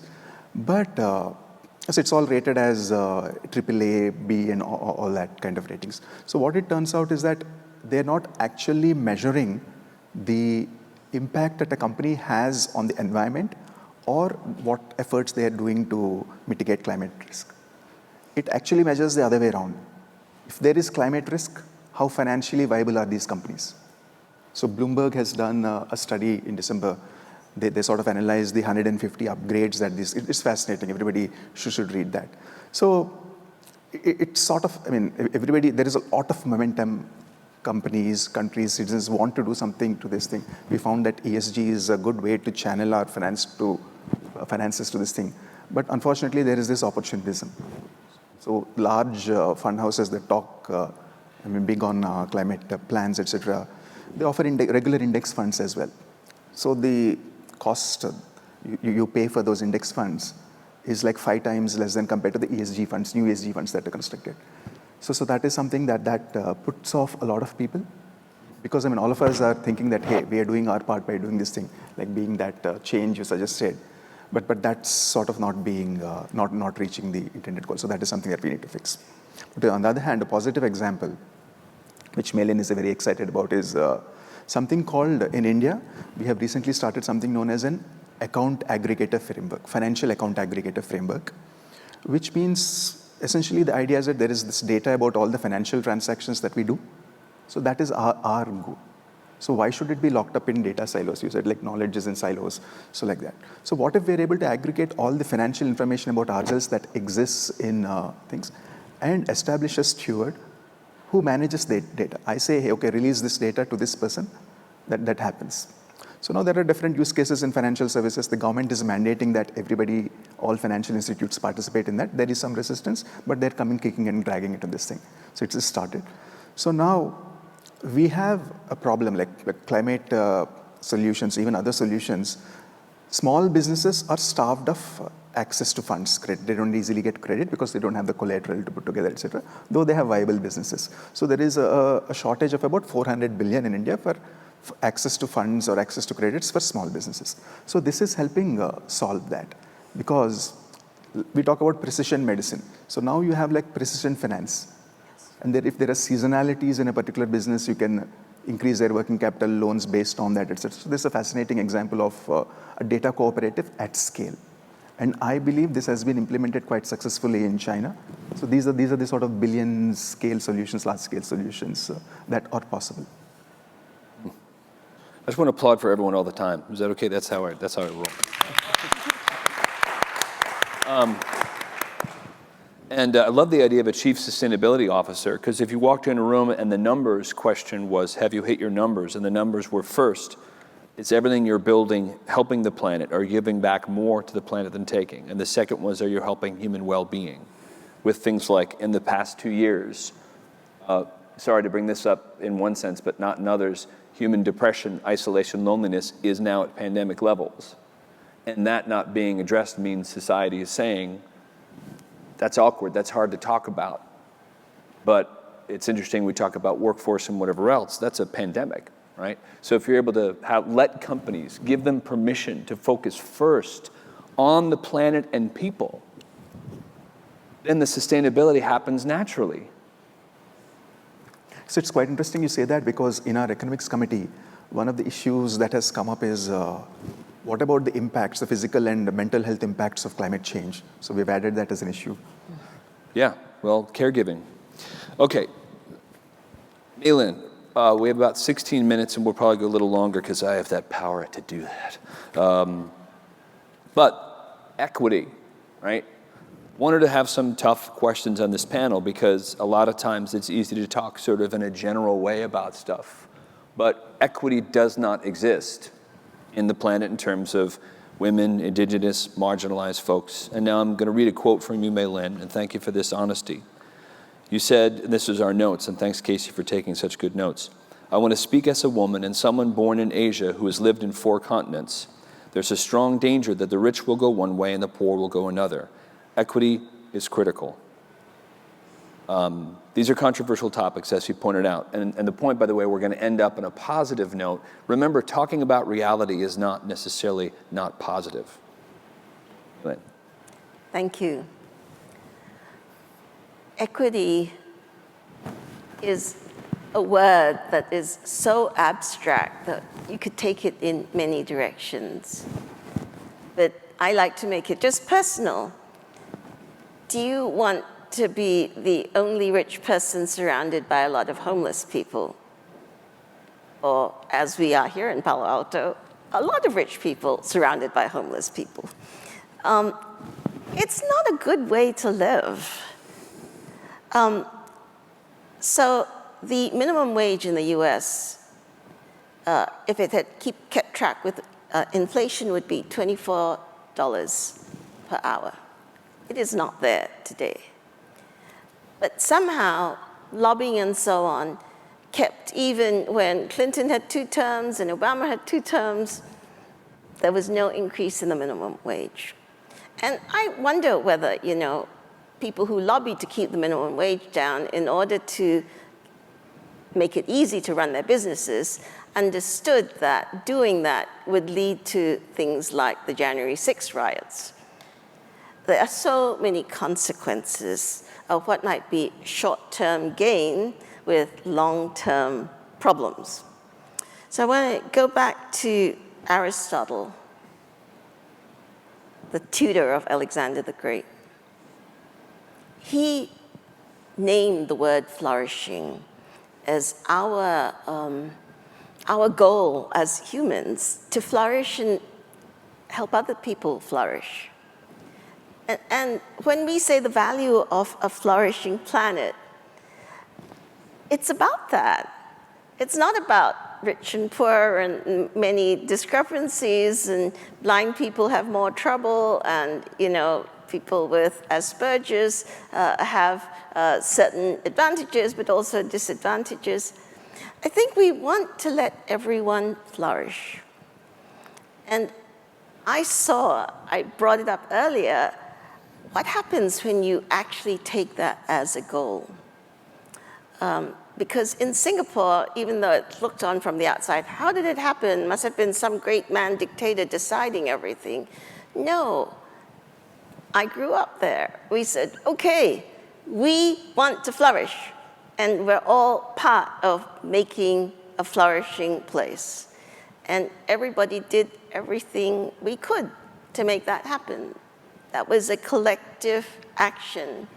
And so I've seen it, and I think that the internet is a way for us to take the investment that we need to make in collective public goods.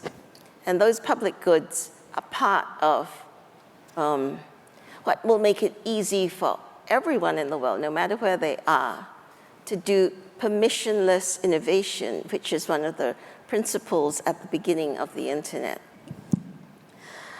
I asked Kash to talk about the account aggregator in India, because if we want people to flourish, and they have ideas and they have dreams, they shouldn't be stymied by, somehow I have to find a venture capitalist and make a pitch and go through those hoops. It should be, if you have an idea, just like you have a science fair project, you should be able to do that project.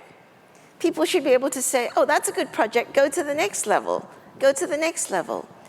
This is the basis of what I'm calling a pipeline of innovation, which technologically we can actually manage. If we can have spelling bees, we could have innovation pipelines that are global. What we need to have is finance that takes the digital footprints, that takes the footprints of each entrepreneur, each innovator, and see, okay, are you achieving your goal? Are you not achieving? And what can we learn if you're not achieving? And what can we help you with to help you get further? Digital finance has the promise of that. I'll end up saying that many people are concerned, okay, governments, you can't affect policy. Vint Cerf was part of the Digital Cooperation High-Level Panel of the UN, and we have followed through with the Digital Cooperation and Diplomacy Network. Through that, GovStack, the UN initiative through the ITU of digital building blocks to help citizens actually flourish.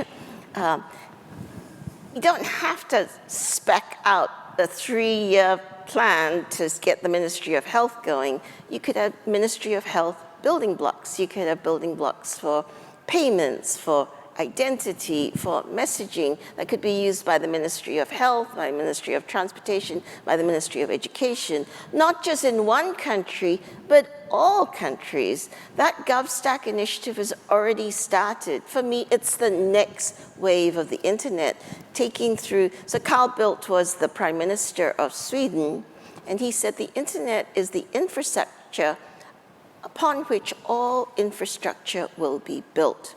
And this is the pebble that we, the technical community, that IEEE, ACM, and others, we can affect the building blocks that governments use, because they will become the protocols of our human operating systems of the future. In almost every country, except the very wealthy, the governments are the largest spenders. So if they adopt a protocol, that will happen. So these pieces are already in play.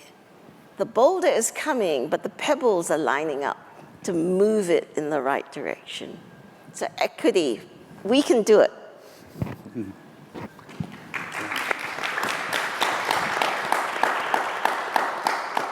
All right, we get 10 minutes because of all the clapping. 2 minutes extra.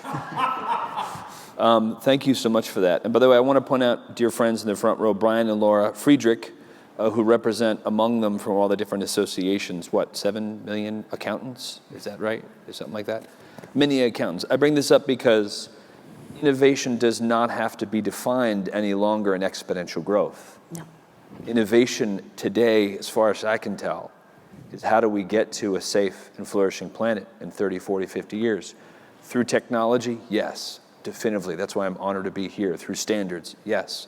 But with people like the accountants saying to the new CSOs, and Saul, I'm going to point to you instead of talking too much. Go. Yeah, gosh, I mean, there's so much there, what you said. I think that there's something that I read years ago, and I don't remember where it came from, but something similar, which is the internet is what the earth came up with to heal herself. If you think about it, it's a pretty powerful idea. But if I were to start somewhere, and there's a lot of possible places to start, I want to go back to sort of the example that was used here, which is the CEO as CSO.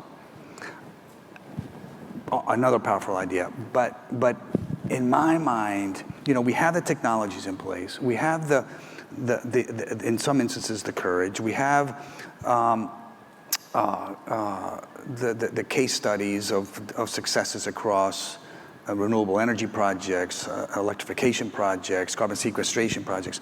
So what is missing? And it's the CEO as CFO. It's finance is the language of business.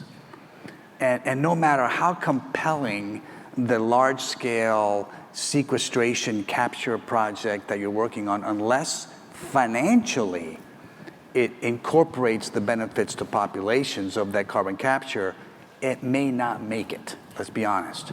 So if I were to start somewhere, it would be in accounting, in financial accounting and cost accounting class. I would go back to the business schools, and this has been tried, and completely re-engineer financial and cost accounting, and finance for that matter, to include as a requirement the external impacts on the environment and populations, et cetera. And that's going to take a couple of generations, frankly. But frankly, it has to be part of what we do. Otherwise, we're still, it's Sisyphus, to use your metaphor, rolling that boulder up the hill and coming back down on top of us. So that to me, if I peel all the layers of the onion in terms of, to me, that we need to make sure that sustainability is part and parcel of that financial discussion every single day. And by the way, we have to decouple just unfettered growth at the top line from contribution margin and earnings at the bottom line. There's no reason why those things have been coupled. It was an accident, or it was an awful accident, frankly. We've done several, and over the course of my career, done several exercises for multiple clients trying to discern whether there's a better return on investment from reducing what you're putting out, as opposed to for example, in the case of a global restaurant chain that's very well known for having these massive serving sizes, we went through an exercise and said, on a per serving basis, will you make on a per serving basis more on a meal that's a third of a quarter of the size from what you're serving? And the answer was absolutely yes. Less logistics, less refrigeration, less at the front end of the supply chain, less, and certainly less backdoor cost. On that, I'd like to talk to you more about that, because we're building a food for food producers and food service players, decision-making tools. But of course, a lot of accounting is these external costs, but also. If you look at FAIR, this investor network out of UK, Kohler Foundation set up for sustainable protein. It's the largest sustainable protein, that ESG, seeing the things through ESG lens of this meat industry, basically, and new meat, new protein. We worked with them, we co-authored with them on some of the China reports, and they really have seen a lot of, they're integrating their metrics, they're building new metrics to integrate those, really from business perspective, yeah. So let me do this. I guess I should honor the time. And we do have one question from the audience, and I'm going to give that to you, Cash App, in just a second. But for all of our panelists, if you start preparing mentally, say about a 1-minute response, and please answer this question, and I'll say it again in a second. Pretend it's 2030. Whatever power that you would need, whether it's money or finance change or attitudes changed or something, what would be the equitable, flourishing planet that you would dream? No limits. I guess stay within the realm of physics. Like we invented a time machine. Well, maybe. But the point being, like, what is that going to be? And we'll take each of that for you to close in a second. But Cash App, I do want to honor Ananaya Sengupta, who asked, how do we engage local communities and enable indigenous practices and traditions with meaningful technology to combat the devastating impacts of climate change? About 2 minutes. So it's a great question. And here is a quick shout out to Project Drawdown, which John has recommended to me. So everybody should absolutely read it. It has about 90 solutions that can address the climate crisis. About 28 of those solutions across different things are win-win. They help reduce poverty. I talked about the grand challenges, reducing poverty as well as mitigating climate plans. So 28 of those solutions actually increase human well-being while doing so. It's doing good for the planet and doing good for the planet. So one of those recommendations actually is about giving land tenure rights to indigenous people. So there are a lot of indigenous people across Africa, across South Asia, who've been cultivating or irrigating their lands, but they do not have property rights on those lands. And research shows, Gates Foundation and others show that if people have titles to their lands, they take better care of it. They also have knowledge of this. So this is very easily something the legal systems can fix. They are de facto owners of that thing, but they have uncertainty whether they have. So there are a lot of interventions like that which can actually preserve the knowledge the local people that have the traditional knowledge to take care of the assets by giving them asset ownership, by recognizing them into the formal legal and financial systems. Again, brilliant how fast do you distill things so quickly. So thank you, Kashyap. And thank you for that great question, Ananaya. Okay, pretend it's, pretend it's, we may have time for, I always feel bad cutting people off. Really quick questions? Yeah, we have 2 questions. And who was here first? I didn't see. Equity and all. Okay, I'll say you. Okay, really quick question, and we'll try to get through both questions really fast. Sure. Thanks so much. So Mei-Ling, I think you really laid out a wonderful vision for what the future could look like. And I kind of wanted to relate that back to the title of the panel and a really fundamental question, which is that, we're talking about the value of an equitable, flourishing planet. And is that something we can really put a financial value to, of human civilization, right? Everything we've ever known and everything we ever will know. So my real question for you is kind of that, there's an acknowledgement amongst this panel that maybe the current financial systems are not quite ready for the scale of the challenges that we face in terms of climate change and other civilizational effects that we're going to feel from that. So how can we take that a step further and think about how constrained we are by the system of capital and by the reality that if you don't make a profit, you will not be able to afford food, shelter, housing? How can we be good ancestors for people in 2030 and beyond and start to think about this multi-generational problem of breaking free from maybe kind of having financial governance first and people and planet, if it fits into finance, and have it be completely the other way around? So that's a broad question, so I guess I'll distill it further and say, how can we start that process? And that's for Mei-Ling? Everyone. And that's a phenomenal question, by the way, so thank you so much for that question. Mei-Ling, for about a minute. I'll have a quick answer. We need a new Bretton Woods. So Bretton Woods, after World War II, created our current financial system. It's not that old, 1944. It's been 77 years. Old Bretton Woods is not a mutual suicide pact. We need to have a new Bretton Woods. That's my answer. Yeah, thank you so much for the question. Please. Thank you. My name is Allison, and my question is initially in response to Eva's comments, as my expertise is at the intersection of agriculture and technology. So I got really excited when you were talking about alternative proteins and its rise in China, but not necessarily through the lens of animal welfare, sustainability, but health. And so my question is open to all of the panelists, because I think that climate solutions need to tap on other pillars and not necessarily just the pillar of sustainability in order to advance and scale and accelerate. And so I'm wondering, Sal, obviously you talked about the financial pillar being important, but what perhaps from your expertise and your experiences are the other pillars that climate solutions really need to tap on in order to advance? Well, and let's get that to Eva, and thank you so much, just because now I'm conscious we're out of time. Thank you for the question. For all the techniques we talk about, the strategic navigation that we talked about, I really think the fundamental thing is consciousness, individual inner work.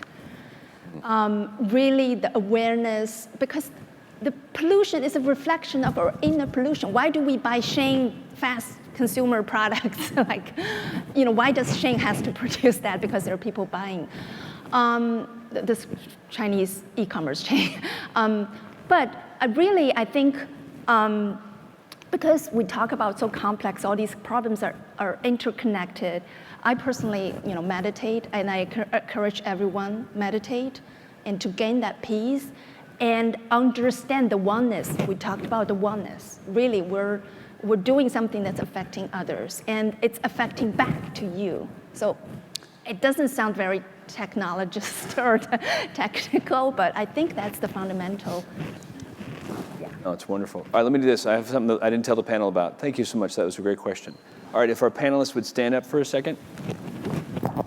Okay, everybody, close your eyes for a second. I used to be an actor, so you have to indulge me, and if you don't want to, that's fine. It's almost coffee break. Close your eyes. It is now 2030. We're back in this same room, because this room will probably be here in 8 years.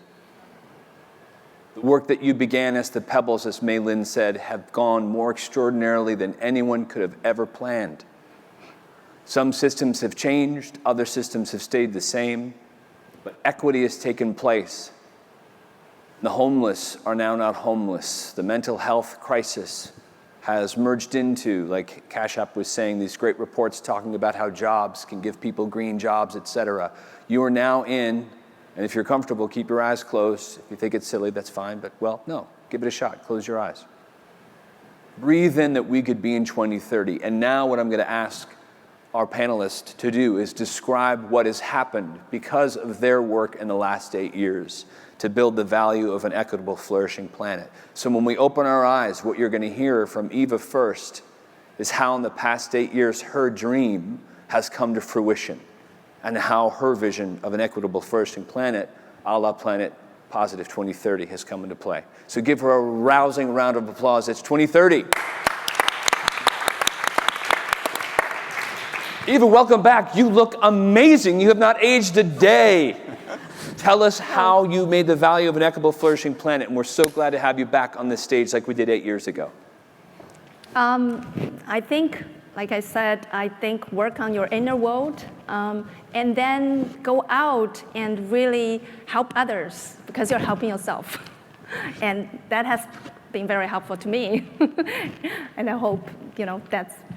I use your meditation practice, and my kids have used it for the past 5 years, and the Eva Wu meditation practice has helped transform the world. Give her a round of applause.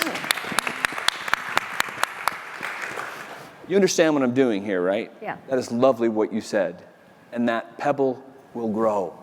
So thank you, Eva, for being on this panel. Saul, what have you done in the last 8 years, Capgemini? You had Andy, that glorious engine of awesome humanity to work with you. What did you do? First thing is I met Andy, so. Oh, he's right there. But I have to say the same thing. I mean, when she said, I meditate also every day. And it doesn't have to be 45 minutes, it can be 2 minutes. I was meditating just now, and I was meditating in the Uber on the way here. Meditate, become non-dual. Be the mountain, be the mountain, be the mountain. Once you become the mountain, you're connected to it. Once you become the squirrel, you're connected to it, and you can't help but help. You can't help but help. And so I encourage you, every single one of you, to meditate for 2 minutes, for 5 minutes. I do it while I'm doing the dishes. It's the best time to meditate when you're doing the dishes. Number one. My future world is, by the way, we have reason to celebrate. As Andy knows, this year is George Jetson's birthday. So my future world is Jetson World, 2062. There's never any pollution there. There's never any trash in the streets. Everybody seems happy. Everything's clean. They eat their meals. And it's like perfect world. So that is my vision for 2030. It's not going to necessarily happen, but it is my aspiration. Wonderful. Is one of your daughters named Judy? That's a Jetson. Middle name. Okay. Round of applause for Saul. And I love the fact that you guys started that meditation practice a couple years after our panel and merged China and the States, and Capgemini got that whole program going. That's awesome. Okay. Cash, on to you. Yep. So to borrow a popular phrase, in 8 years' time, the moral arc of the universe has bent towards green justice. And I'm a yoga teacher. So all things, and yoga is all about balance. So all things bright and beautiful, all creatures great and small, have found their balance on this planet.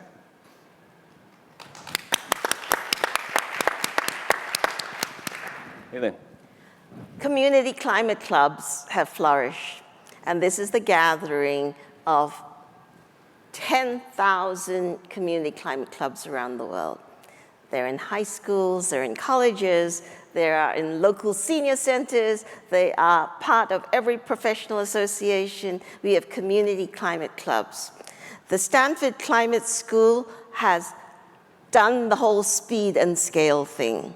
Some succeeded, some didn't, But community climate clubs are adapting and adjusting, and they're providing trajectories for young people to have careers and leadership opportunities and realizing their potential and dreams in a way that today the young people do not see a future. At that 2022 Stanford IEEE Planet Positive meeting, we lit the beacon of hope for the planet and our people. Thank you, Mei-Ling. I'm just going to close by saying this. It's so encouraging that every one of these people talked about money. It's so encouraging that they all talked about exponential growth, isn't it? Isn't it great? Isn't it fantastic that they all, inferred that it's okay to keep the systems as they are now, where we talk about marginalization, whatever else, but we don't actually do anything? Isn't that great? Do the right thing, money will come. You see what I'm doing there? Yes. Do you see what I'm doing there? Our imaginations are step one to say in this room in 8 years are the people who said, I'm under 40, I'm under 30, I'm under 20. They will now be at an age where they'll do one of two things. I'm also a non-dualist, but here's a binary choice. We either have the Greta Thunbergs of the world who look at us here in this room and say, we will not forgive you if you don't take action, versus those people we've talked about and pictured in our minds through technology, through joining together forces around the world, through ignoring or throwing away aspects of systems that aren't working for all. And if now those people who we've pictured in our minds, along with Greta Thunberg, picture her sitting at that table. Picture all the kids that you pictured sitting at those tables, and they're looking at you and they're saying, thank you, with tears in their eyes, because you prioritize the types of things these people said. I hope that makes sense. Thank you so much for a wonderful panel.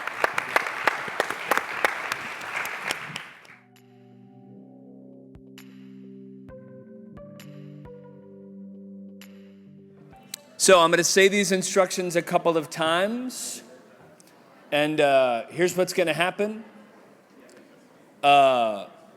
All 12 groups who put together thoughts last week, which means all of you, we're going to have representatives from each of the groups come up. This is up to you. It could be one person, one moderator. I know some groups want to have more than one person, which is totally fine and totally cool. The one thing which I'm not good at, which is staying to time, we are going to ask you to do that. So we're asking for 5 minutes per group. And what that means is you actually have 60 seconds to come up and go down, and there'll be a timer here that lists 4 minutes. So rather than me saying 1 minute left, you'll see your timer that says 4 minutes. Okay? What was I going to say about that? Something else. I don't recall. Okay. Is everyone ready to start hearing the ideas that will get us to a flourishing and safe 2030? Can I have a round of applause? And in the beautiful, wonderful category, Anaihi, I'm mispronouncing your name already. Are you here? Anaihi? Are you here? Where is she? All right, she's outside maybe. So Anaihi, and I'm mispronouncing her name, brought me this doll from Mexico, which represents, I'm also going to pronounce this, the Onahi people who are indigenous to Mexico as a gift. So I wanted to say, and she said that I could name her. I am naming her Dominique. This is Dominique. So we're doing it for Dominique. Okay, we're going to go in the order you see here. Really remember that these groups are all of you. You are the Planet Positive 2030 community. So give them a round of applause each time. And first we're going to start off with Guiding Principles.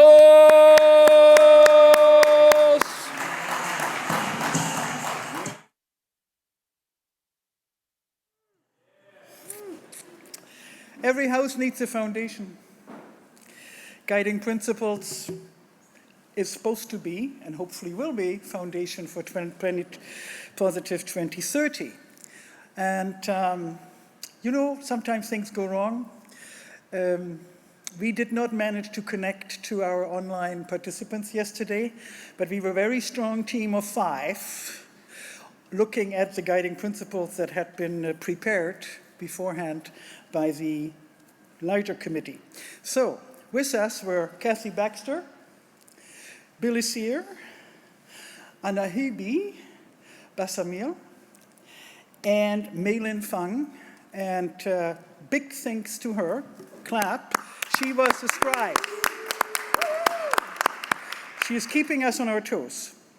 So what we have to report is that to the document that was shared, we should add a foundational statement to openly show that we are building the guiding principles on the various declarations of human rights, regional declarations of human rights, and a set of values. We had the discussion, but we did not include that originally into the document.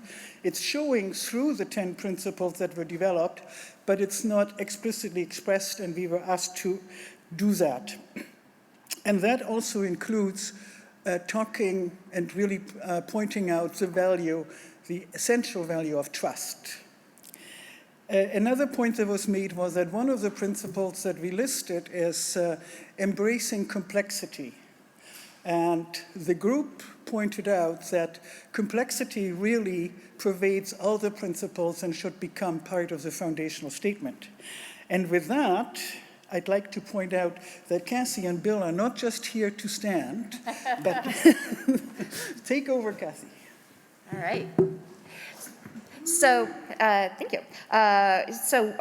We also recognized in our discussions that we needed to add an additional principle on data and accountability, given how important this is to the work.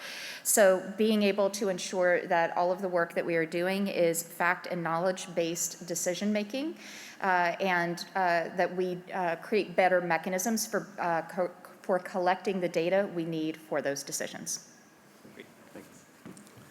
So we added 3 related items: systems thinking, foresight thinking, and harmonization. Systems thinking is needed so companies and organizations don't narrowly look at net zero and carbon tracking as a numbers game versus transformational change. And next, foresight thinking is very useful in surfacing unintended consequences and the related opportunities. And foresight thinking, or futures programs, is a proven methodology. Look at the future 10, 20, 30, 40 years out, and that's what's required in this case. And related to system thinking and foresight thinking is harmonization of local and global goals. Understand the differences in the context, when you move forward through that big picture systems thinking lens. So we still have 20 seconds, if you'd like. Okay, so we'll have one other point to add. Thank you very much. And that is we have a principle on adaptation and mitigation. And it was pointed out very strongly that we missed a point on prevention. So we will be adding prevention to that statement. And hopefully sometime by the end of, not at the end of this week, but the beginning of next week, we will be able to share an update with all the people who are working on the Guiding Principles Committee, and we invite you to join us and provide more input. Thank you very much.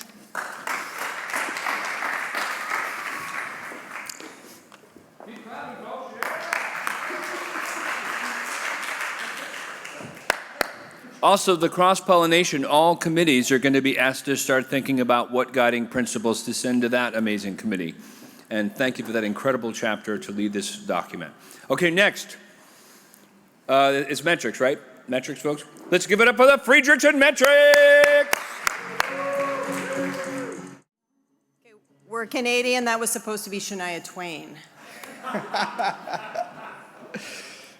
Canadian or not, I don't know who that was. So It was Dolly Parton. Oh, yeah, okay, thanks. So first off, we wanted to recognize Deb Hagar, who is our also co-chair.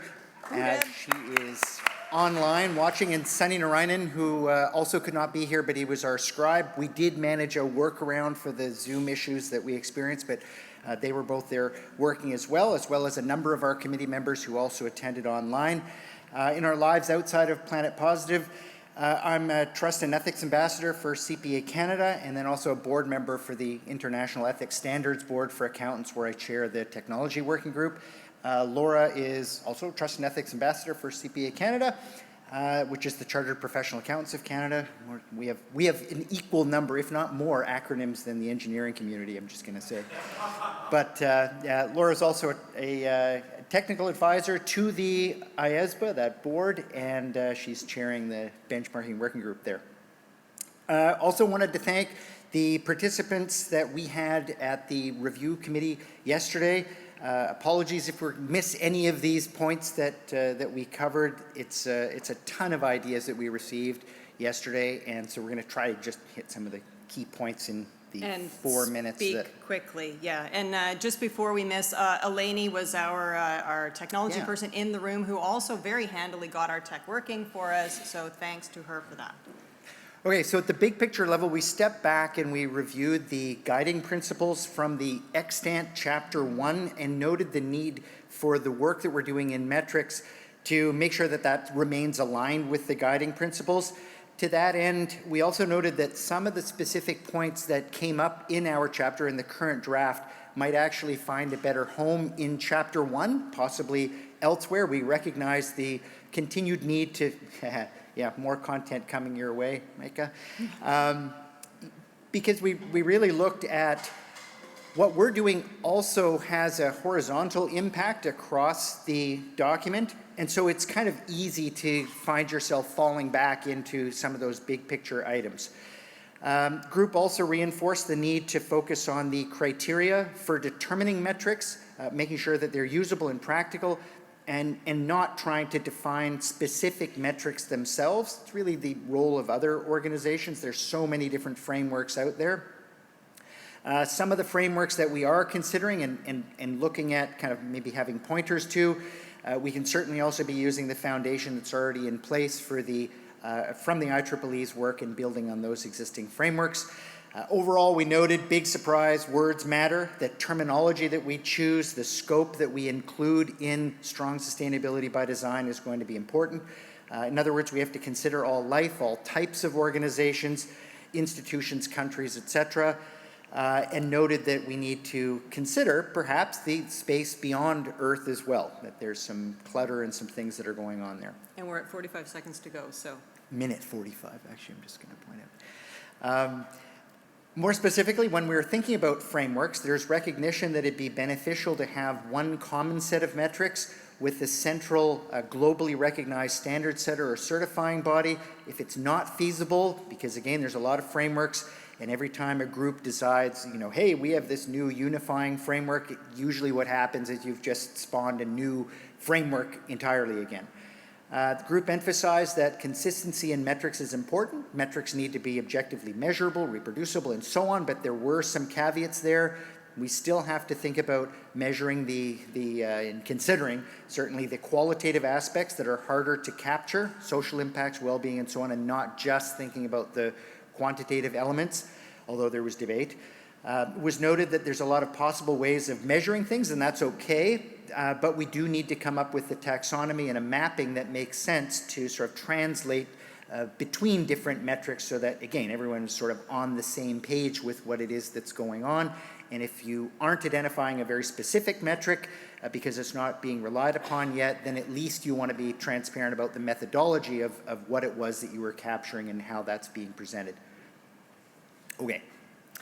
So just to quickly wrap up, so we also talked a lot about the need for consistent requirements, so not just consistency in terms of metrics, but in terms of the actual benchmarks that are expected to be met, but recognizing that there was a need for flexibility there as well for different levels of developed or developing countries, large or small organizations, poorly resourced, well-resourced, and so on.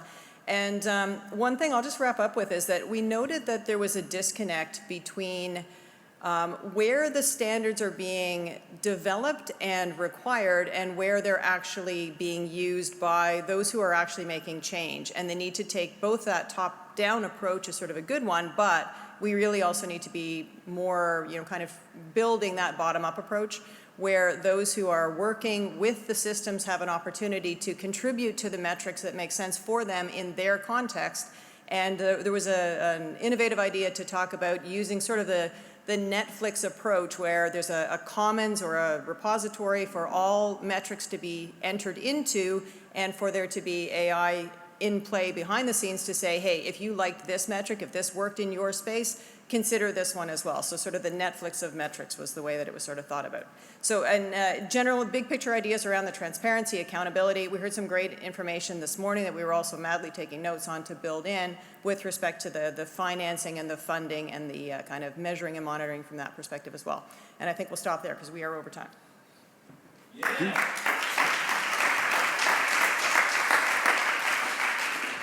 Give me some COVID. Stop me some COVID. Let's give it up to the Friedrichs. Come on. Who's your favorite Canadian couple? The Friedrichs. It's a show like the Jetsons. I don't know, standards. Who does standards that you guys know about? And I don't know, Sustainability Commons. Who can help with that problem? This group. Okay, so now on to economics. Let's hear it for Navroop and potentially Cash App. Navroop. Good afternoon, everyone. First and foremost, I would actually love to invite all the members who are part of the Economics and Regulations Committee on stage with me. Yeah, please come. It's joint effort. Kashyap, my co-chair, and I see a few more faces here, so let's go.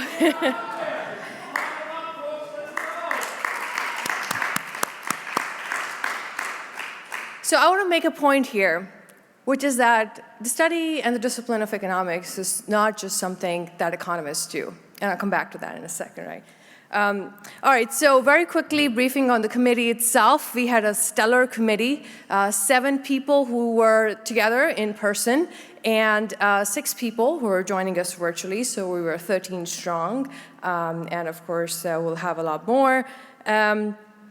We watched both videos that Mila had shared with us, and half of us were in tears, I can tell you that. And we also went over the guiding principles. So I have 7 together takeaways here that I'd like to share with you, and any that my team members here have. First and foremost is that we need to move beyond isms. Capitalism, short-termism, so on and so forth. So I'm quoting other team members as I go over these. And that is the crux of the problem.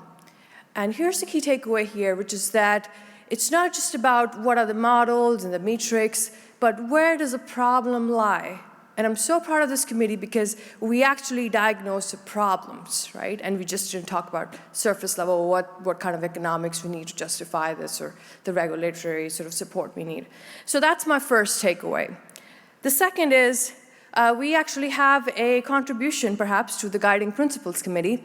We were missing transparency in the sort of systems we need to see. And maybe it was already in the sub-comments, but we do think that it has to be prominent. We cannot build systems that are based on trust if we lack transparency. So this has to be either the first or the second addition to the principles there. The third thing we talked about, and very interestingly, I think a lot of my colleagues in the profession are obsessed with, is incentives, right? So we had colleagues talk about, oh, here we did a randomized controlled trial or a controlled experiment, and we proved that the incentives work, which is great. They do. But then we also talked about, well, isn't it too much to ask of the individual to recycle and do this and that while the corporations are torching the planet?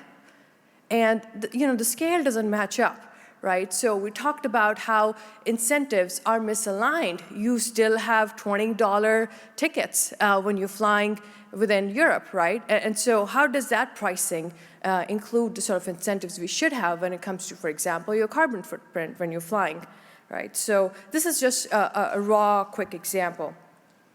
So that brings me to my fourth point, and again, these are impressions that I got from the committee, and you can think of these as paintings or photographs. There will be a lot more, of course, we'll have to share. The fourth point here is that a lot of the economic science, past 200 years of economic science that we have, was based when people imagined that the world was infinite, that we can extract until infinity, that there was no end.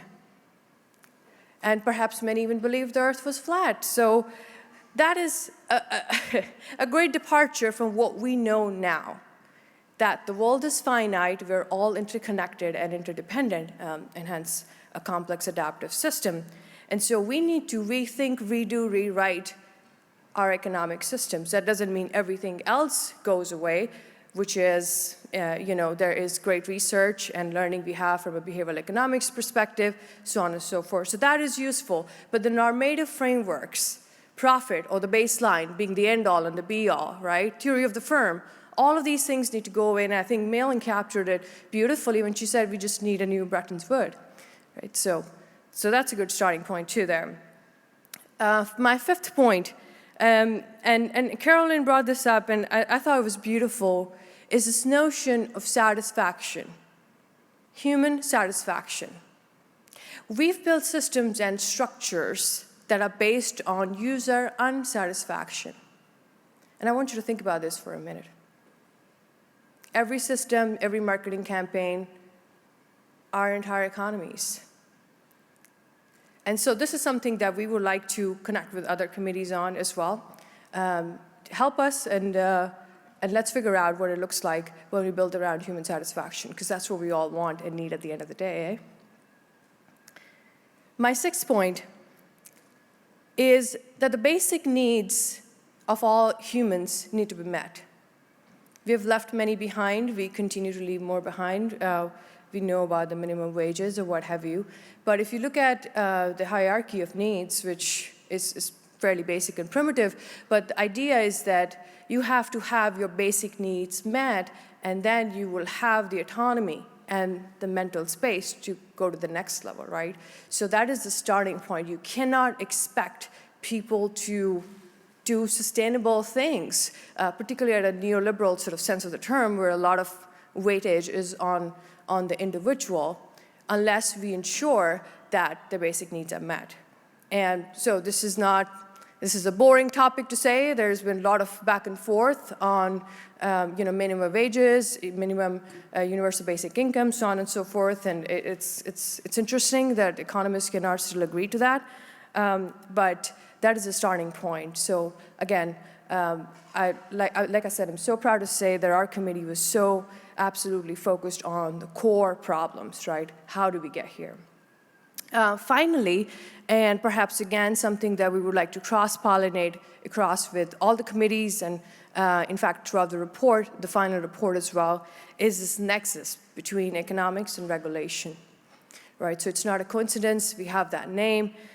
We talked about corporate secrecy, hiding wealth in plain sight, trillions of dollars, tax evasions, competition, which again is a very artificially created notion, right? We became a civilization because of cooperation and not competition, right? Because we can organize ourselves and undertake these massive projects, long-term projects, or building entire countries and institutions and societies, and all of this is because of cooperation.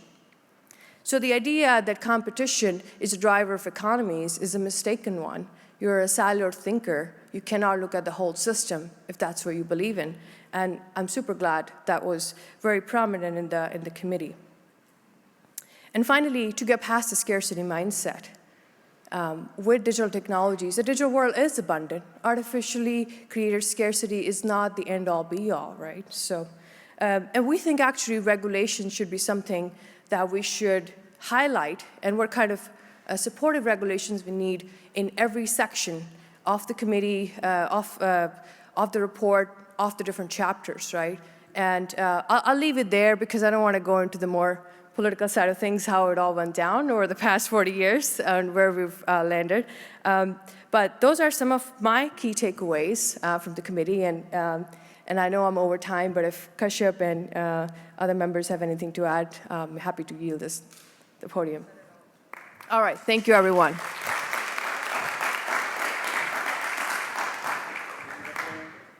Keep it going, clap it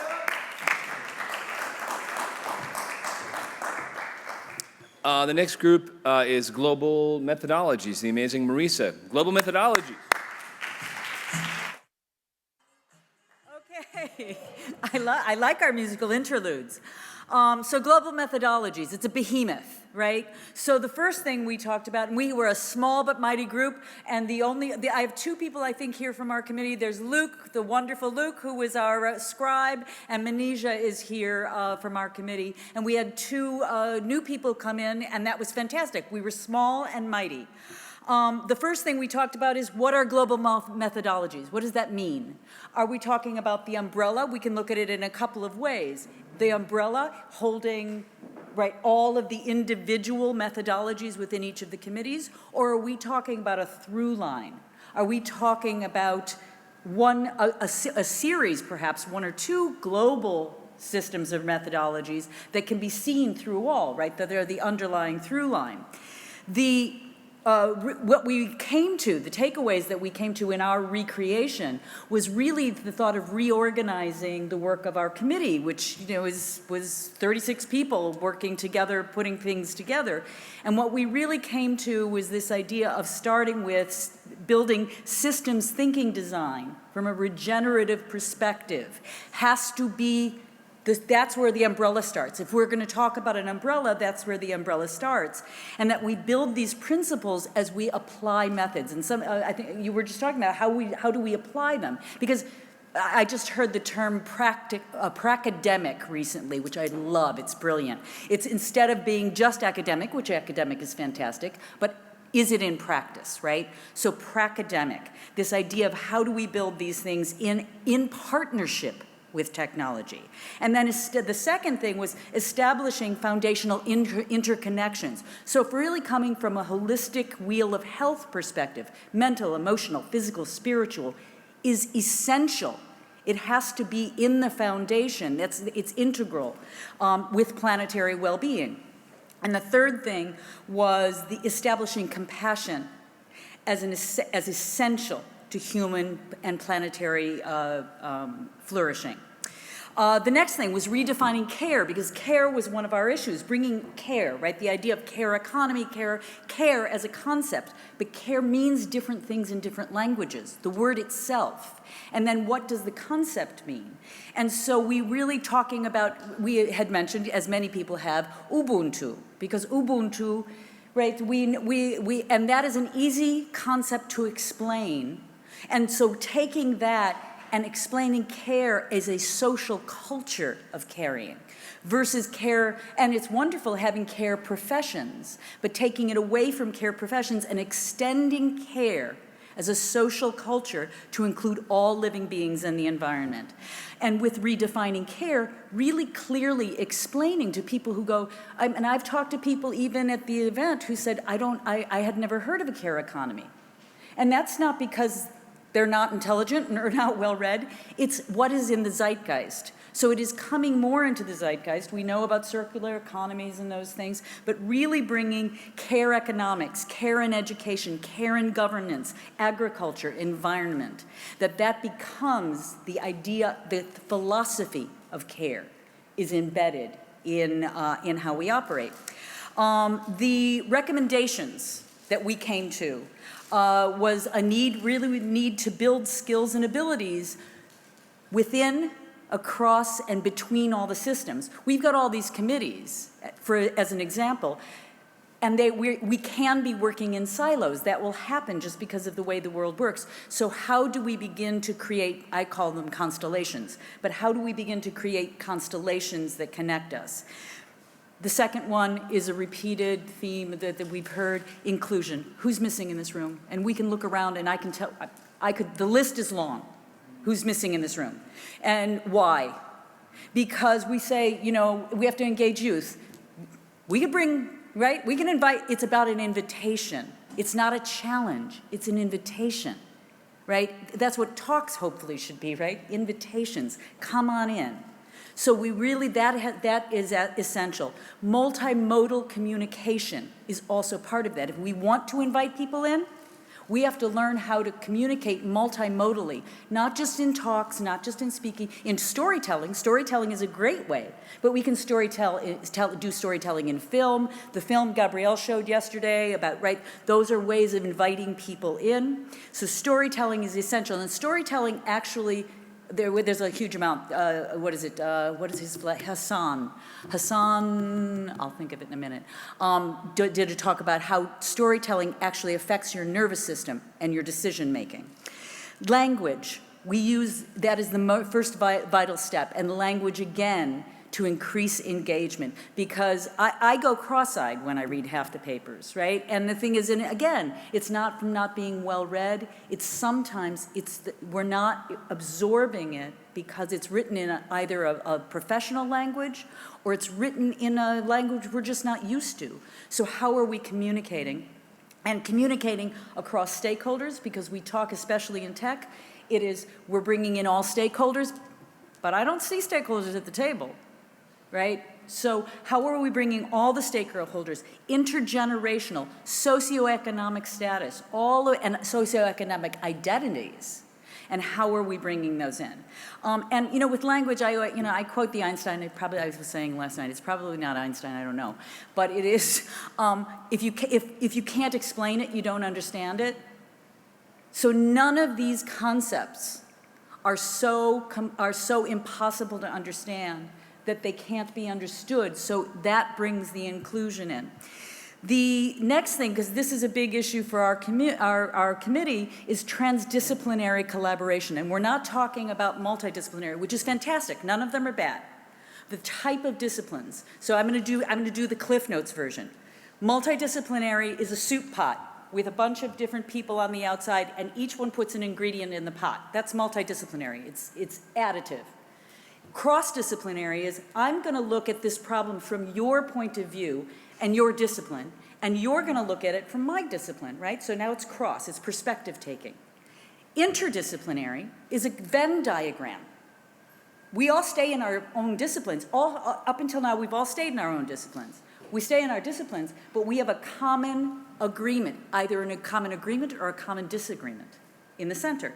Then we have transdisciplinary. We put all of the disciplines, we put all of us into a blender. And then we blend it up, and we don't know where one started and where one ended. And so the hierarchy begins to get pulled out. It's messy. Transdisciplinary collaboration is messy, but there are ways of going about it. And the strategies that we had some, and then we were adding some yesterday, was co-creating collaborative agreements, because that's really essential. A living document, not a set of rules, but a living document of collaborative agreements that are constantly adapted and updated. I feel like I'm racing, I probably am. Establishing restorative circles. Right? So restorative circles as a way of speaking, which is an indigenous practice. It's not new. I've been doing them for years, but a restorative circle makes sure that every single voice is heard and honored. It encourages deep listening, it increases equity, it increases trust, psychological safety, and especially when we're working with diverse groups, so that every person is heard, because otherwise it's the alphas, right? And I'm always the first one with my hand up, but sometimes it's really nice to make sure that everyone, the quiet person, who has very often the gold, right? Then incorporating conflict mediation, because we need conflict. Conflict creates life. So incorporating conflict mediation into our models so that we also can go for what do we want versus what we don't want. That's what good conflict mediation does. And then finally, with the transdisciplinary, it's developing tolerance for ambiguity, right? That's a multiple intelligence. But it's basically the ability to say, this feels really, I've never been in a transdisciplinary collaboration before, and this feels really awful. And that's okay. And saying, it's a little sloppy, it's a little messy, but that's co-creative. That's when the magic happens. And what we're talking about is this idea of, if we're in 2030, we really pulled a lot of rabbits out of the hat, right? And so that is doing something that we've never done before. I'm going to take a breath. So finally, I don't know if I ran out of time, but I'm going to read one thing. I want to end with this. And I wonder if our ancestors dreamt this. If together in their respective tongues they cast forward a net of collective premonition, opened their eyes to the dawn, and saw in the reflection of their children's children in the horizon. We honor them every time we meet the challenge of the present day and do not succumb to complacency or the comforts of privilege. Every time we face ourselves and force ourselves to be selfless so that others can be more. And what key don't we hold? Knowing full well that we own all the lines. We are the printers of blues and blueprints, using our pens and our words and our lives to create bridges that were thought broken and never serve for an award you deserve. Use your hands and your words, and the seeds will emerge. We may not see the fruit, but we carry the roots. And realize you move forward with every single time that you give back. It's the truth, because with goodwill and sweat, we heal the world where it hurts. Living is short. Never regret the moments if you meant them, or how you spent them. And one day, future generations will wonder if we were the ones that dreamt them. If we were the ones that dreamt them. If right now, in this moment, we are dreaming for them. Thank you.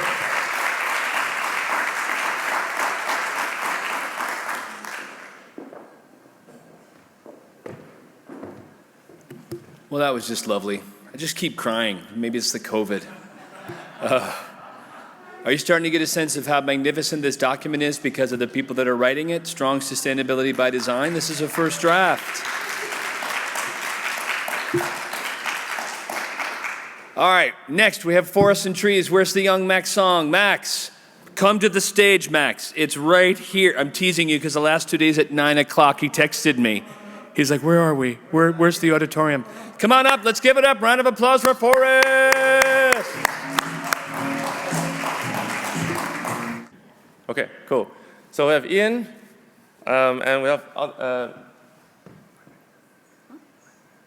Susan. Ian, Susan, and 3 other people who were here yesterday, and they are not with us today, but they're spirit with us, and their notes are with us as well. So we're very proudly the Forest and Trees Committee. As some of you guys know, trees are essential for all life on the planet. They are actually how we have oxygen, to actually have mammalian life and eukaryotic life in general.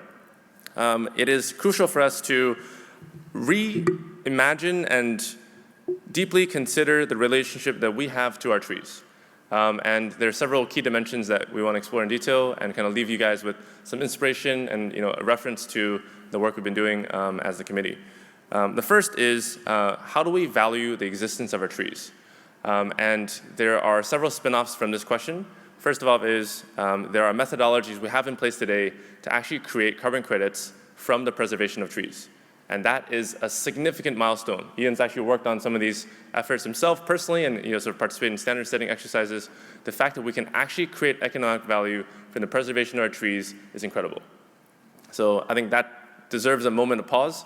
However, these methodologies have been created historically without the tools we have today, meaning that we're not using satellite imaging, we're not using remote sensing, we're not using the ability to have a global internet. So going forward, how do we actually use the new technologies available from society actually to quantify, measure, and record the things we're doing? And how do we actually change our methodology from only preserving the trees that are just about to be cut down to actually recognizing the value of all standing forests, all old growth, all of the trees that have been around for 200-300 years? Because there's a big difference between a monoculture reforestation effort and the rainforest that we know and love in the Amazon and other places. A second piece actually is around economics. So today, human activity is one of the key reasons we are losing our forests. It's not an accident that we're cutting down these trees, we're doing it by design. And the design is specifically around the ability for those people in those regions to make a living, to actually feed themselves and their family. So we need to deeply consider how do we change the economic outlook for these people so that they're actually paid more, economically able to survive and prosper further from the preservation of their trees as opposed to destruction and degradation of those trees. Third piece is actually around the trust of carbon markets. So Karthik was not here today, if he is, oh, there he is. Yes, please come up. after our session, he and I had a chance to go around and actually engage with senior leaders of IEEE, specifically around the idea that we should be using technology effectively to create new standards to sort of communicate trust in carbon markets.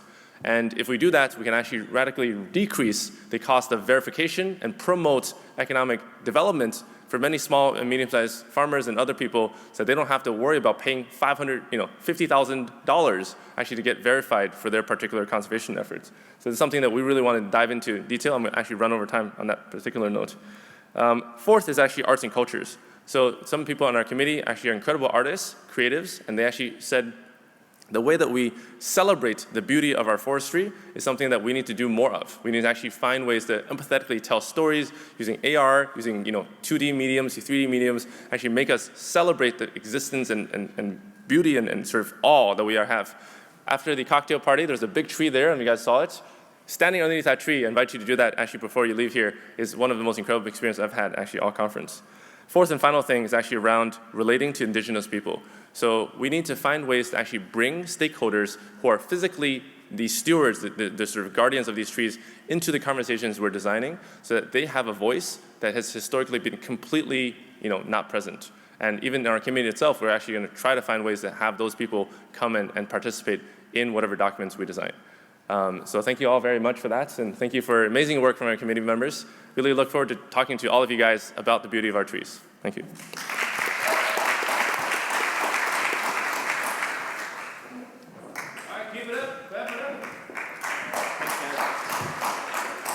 All right, we're going to go a little bit faster, and we're skipping break because we want you to have a full lunch hour. That's how we roll. So, however, if you're in the next committee, and we're going by number, except we switched, human wisdom is going to go last, please do what the amazing Shannon did, which is please come up here and be ready to speak so we can just go fast, okay?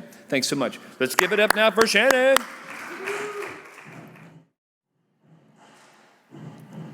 So thank you for this opportunity to represent the Rivers and Lakes Committee. My takeaway from yesterday's session was something simple: the power of small. So Malin, thank you for your analogy of the pebble this morning. The Rivers and Lakes Committee is a small team. Chuck, Angshuman, Guy, Jonathan, and myself, and we've become fast friends. The best work happens in small spaces through best friendships and good relationships. Yesterday, there was a small showing at our writing session, one person. But this one person had a huge presence and a huge impact on our work. He stayed for the full 3 hours with our team, and we worked through the document section by section. He reminded me about the goodness in humanity and about how one person can make a difference. If you happen to know Fran Staples of IEEE, please thank him for the Rivers and Lakes Committee. In our conversation about the problems facing rivers and lakes, we also talked about the importance of recognizing the power in small progress. Fran reminded us that it is important to celebrate incremental progress, the small steps, to look out for successes. We talked about the return of the bald eagle and the return of the humpback whale. These are small signs of hope that when we take action, it makes a difference. We'll keep this in mind as we outline the aims for our chapter. We also talked about the power in the smallest units within our society, about how we might engage the concept of citizenship and citizens in our work, to remember that as we aim to find solutions for the problems we've identified, it matters first to understand why people might want to engage as citizens by taking pride in rivers and lakes or by giving them their time to them. There was a great example given about Copenhagen yesterday, about where this is already happening. So as we think about engaging citizens to help, we might start by thinking about Mila's prompt. What is it that we love about our rivers and lakes? We might remember those small reasons why our rivers and lakes matter to us. We love them because we love to kayak there. We love to swim there. We love to boat there. We love to fish there. We find them to be beautiful. We have a relationship with them in this way. Mary Oliver, the poet, even says, a river can be a companion or a friend. These are the words and themes that we must use as we form our narratives for the future of the rivers and lakes. So I want you to leave with homework. Because even if you aren't on our committee, you can make a difference in your own small way. Think about why you love your favorite river or lake. And as Mary Oliver, the poet, also says, pay attention to this, be astonished about it, and tell everyone about it. This is the small way you can begin to help engage people in why they matter. This is how you will help us to reach our vision, which is this. It is 2030.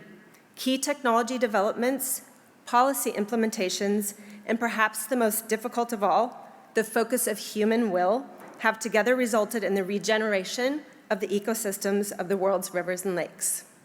Thank you.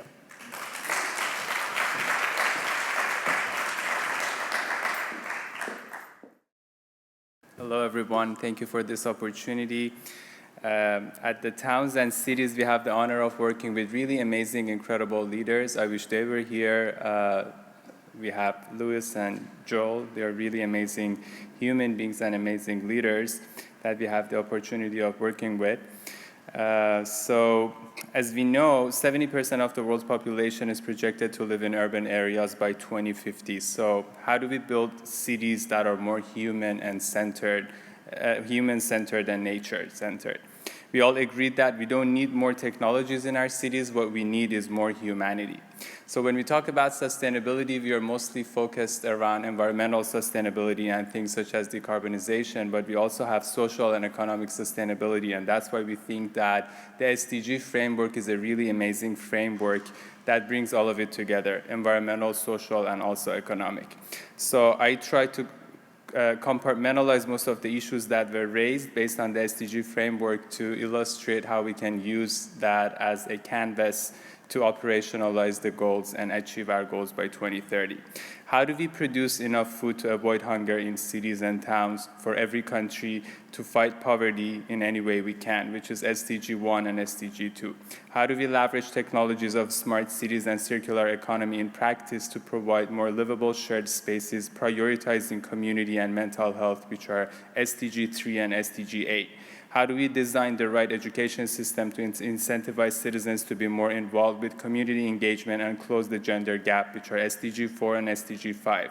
How do we provide fresh air and clean water to populations, which is SDG 6? How do we make renewable energies more accessible in our towns and cities, which is SDG 7? How do we make sure that we have the right computing infrastructure in place to serve public, private, and non-governmental sectors to close the digital divide, which is SDG 9? How do we make our cities more inclusive and accessible, which is SDG 10?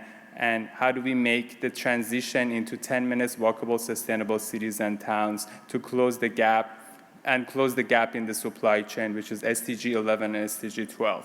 How do we make sure we can live in harmony with nature, animal, and other species on this planet, which are SDG 13, 14, and 15?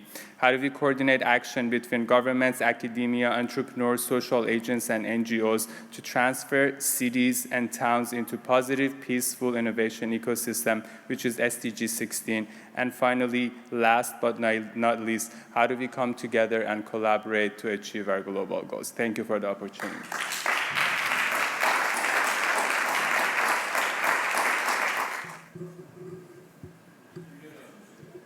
Right. So I'm not the chair of the Oceans and Coast Committee. I'm just one of the zillions of packets of nucleic acid sequences on Earth. I think, so there's a little mix-up here. So Christopher Witt was the one who really chaired our session yesterday, and he did so under really heroic circumstances. He came all the way from Canada, then tested positive for COVID, so he was stranded at the hotel. So he was trying to connect to us through a computer monitor in our Zoom room, and there were all sorts of challenges. AV problems, the video angle wasn't right, the mic was very faint, the power cord computer died halfway through. But somehow through all this, it persevered, and looking back on it, I think this is a perfect paradigm for how we've got to be net positive in our attitude to get things working. And we somehow managed to work. He somehow managed to do lip reading under our masks, and he sent us a summary this morning, and I was amazed how he caught everything. I thought he didn't catch some things with some softer voices, something. He actually put everything, and you'll know what I mean by that. Yeah. So we had a good mix of people in the room, mix of global companies, legal expertise, and we had a secret insider from the fishing industry, very pertinent to oceans. We had a global ocean trotter who lives in 3 countries, but always feels at home because he's on the ocean. That's what he says. And then my background is as an informatics researcher. So in the shared connection, we all found that all of us obviously enjoy time spent in nature, especially near or near the water. And a recurring topic was the need to reduce consumption as a long-term solution. And we acknowledge that what we put in this document is an interim thing, whereas we really need to address the demand problem. And regarding a detailed feedback on the issues in the draft that's already there, we wanted a recommendation to be a little more balanced and well-rounded. For instance, the suggestion that illegal, unreported, unregulated is really a subset of a larger issue of responsible sourcing, or the suggestion that recommendations should balance man-made solutions with natural approaches to resilience. The current draft we found focused on specific issues, but we felt it could be a little more granular and more specific. And as it ended up, most of the discussion actually ended up being on cross-cutting themes. So I think we have a lot of input for maybe towards a guiding principles committee. So for instance, we don't want to give the impression of recommending and waiting for more data. We need more data for better management, sure, but we also need immediate action. We can't wait for data to be collected as it comes along. And in other words, we need to make better use of the data we already have. And are there possibilities for coordinated data repositories? And we need highly focused data to enable immediate direct action.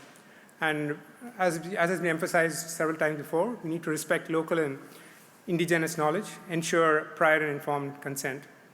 Regarding governance and policy, we think large corporation institutions, and we had an excellent example by Kashyap in the panel earlier today, we need ocean-specific parts with ESG policies, and not just blanket things of whether they'll survive some climate catastrophes. And we recommend creation of an inventory, and this is being proactive, of an inventory of tactics or evasive strategies that may be used to get around regulations. If you put this up front, that would be one thing to look for. And how do we protect against disinformation and provide verifiable objectivity? Machine learning is something that recurs throughout the document. We feel recommendations need to be a little more specific in each application, and especially need causal models to inform interventions, not just predictive models to react to. And then ocean literacy and awareness. This is key to success in many of the issues. We could highlight specific places where it is especially important, such as responsible fisheries. And then to conclude, we propose renaming the title of this chapter, very minor change, but very important. Life began in the ocean, and one way of looking at the Earth is the ocean, little bits of land sticking out, and we are little beetles on top of it. So perhaps make the ocean singular up there, so it's ocean and coasts. That's what we recommend doing there. And then we want large ocean states to recognize the importance of countries with large economic zones, independent of population or landmass. So that way, help the smaller countries who are really bearing the brunt out in the middle of the ocean of what we landlubbers are doing to it. Yeah. Thank you, and once again, shout out to Christopher Witt. Yeah.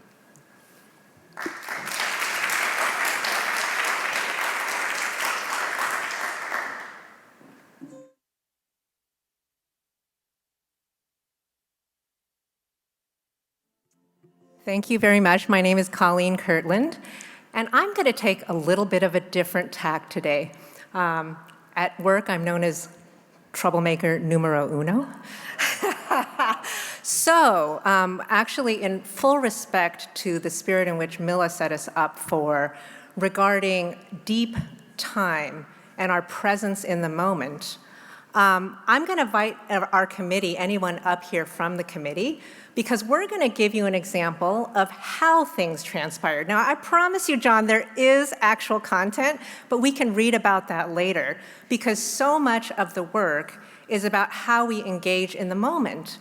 And so after Mila's wonderful exercise, I asked our team members, I asked them, what would nourish you the most today? What would make the experience today worth it for you? And from there, we began to facilitate a spontaneous and beautiful flow. Come on up here, Stephanie. Oh, is Daniel here? Anybody who was, oh, awesome, yes. Don't worry, there won't be anything that you didn't do yesterday.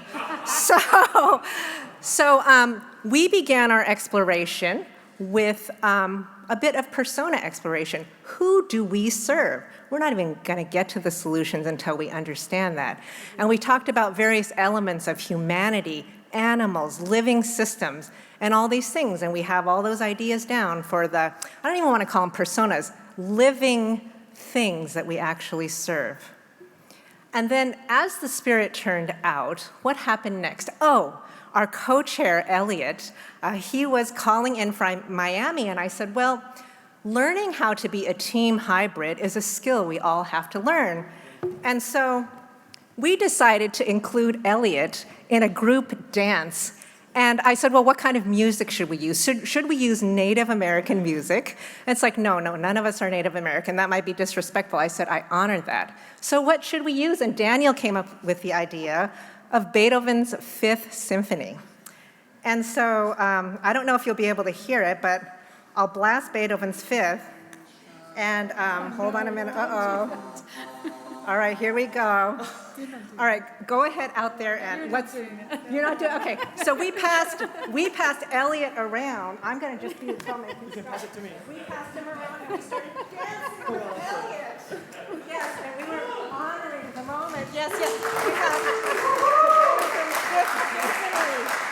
Right. And I actually think Elliot was getting a bit nauseated, so we stopped that. But there were moments at which we allowed whatever creativity was in the room to come out. And for breaks, I said, well, let's take a picture. John wants us to take a picture. What should we do? And I said, well, let's do like a human art form of land sustainability. So we all went out and hugged a tree. And so that's going to be our group picture. This committee was awesome. We actually had great discussions about the Sri Lankan example came up about organic farming and other things. And so, there's a lot of intellectual depth here. I definitely don't want to underestimate that. But I think what I wanted to really emphasize is that presence and emergence. This is something so important to being human and opening up the space for what do we need. That was the primary question that started the day. And so I'm going to invite everybody to our team cheer, because at the end of the day, we had a team cheer. And so it's a little bit of bhakti yoga. It's a call and response, right? Okay. So I'm going to sing, and then you're going to sing back, all right? And if you want, you can stand up too, because our team is the lands and farming team, all right? All right, here we go, man. We love lands and farming too. We love lands and farming too. We love it, and so do you. We love it, and so do you. We love lands and farming too. We love lands and farming too. We love it, and so do you. We love it, and so do you. Go lands! Woo!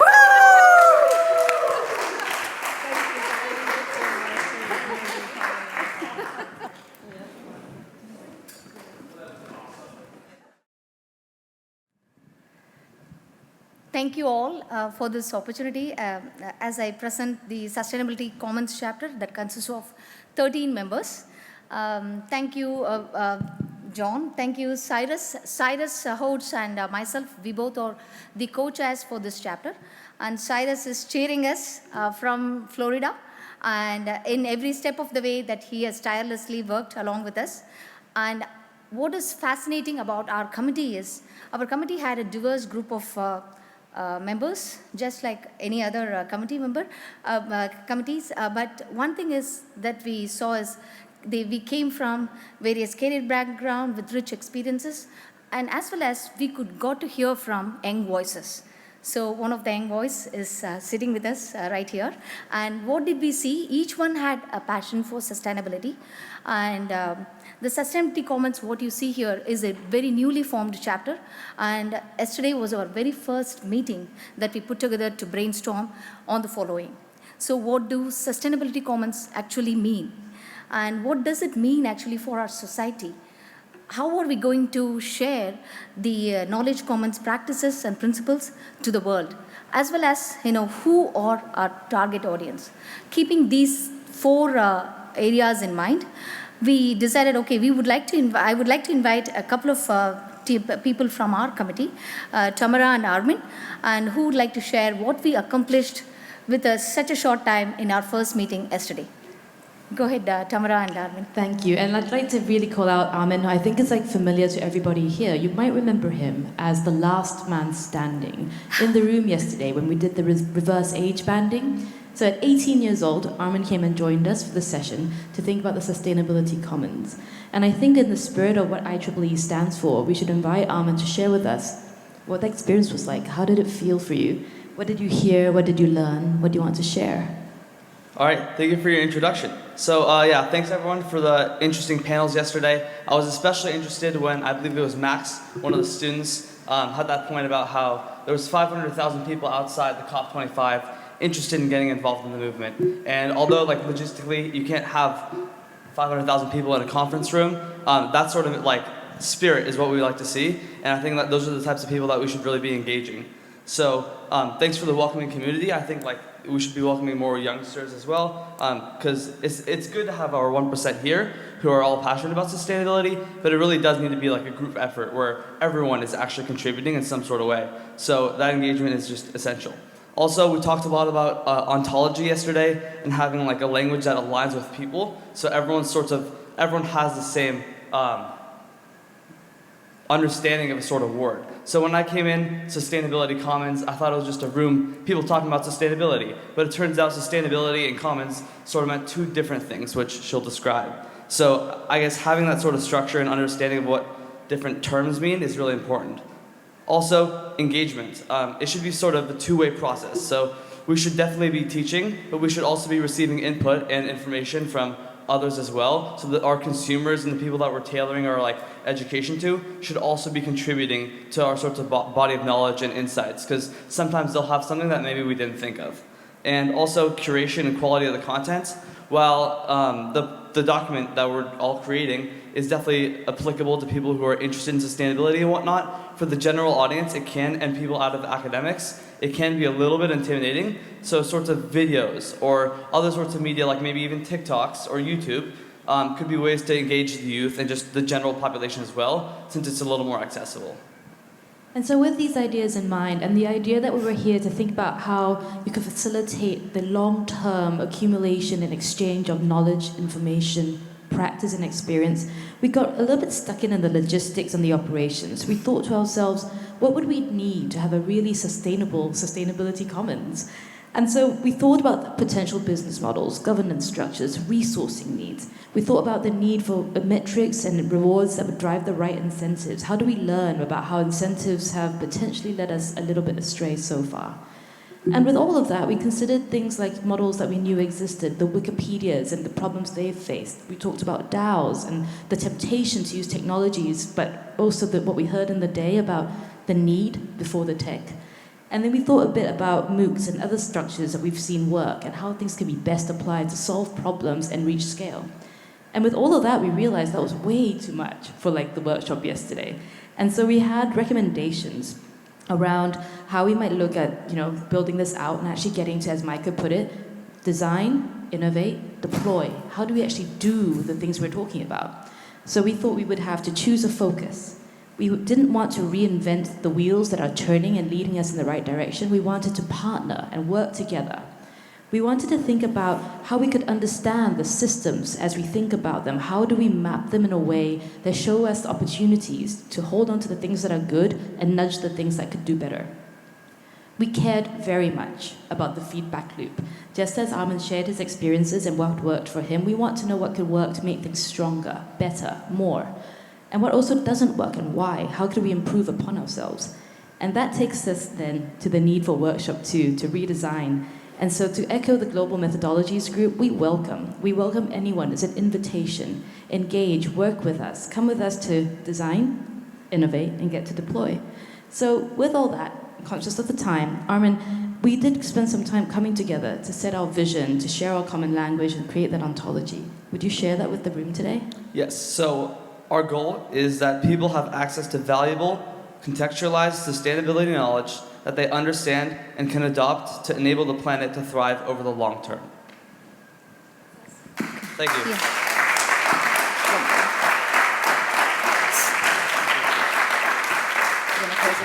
So our brainstorming led to how we can propose to build a knowledge commons. And isn't this awesome, as this was a pilot that we put together yesterday? And when we come together, we can collectively achieve planet positivity. So one other thing that I wanted to mention is a lot of this echoed sentiments with global methodologies, multimodal communication.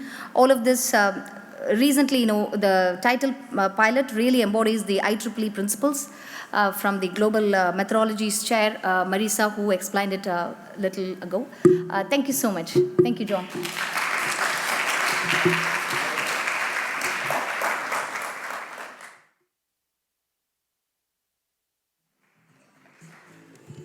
I couldn't miss that.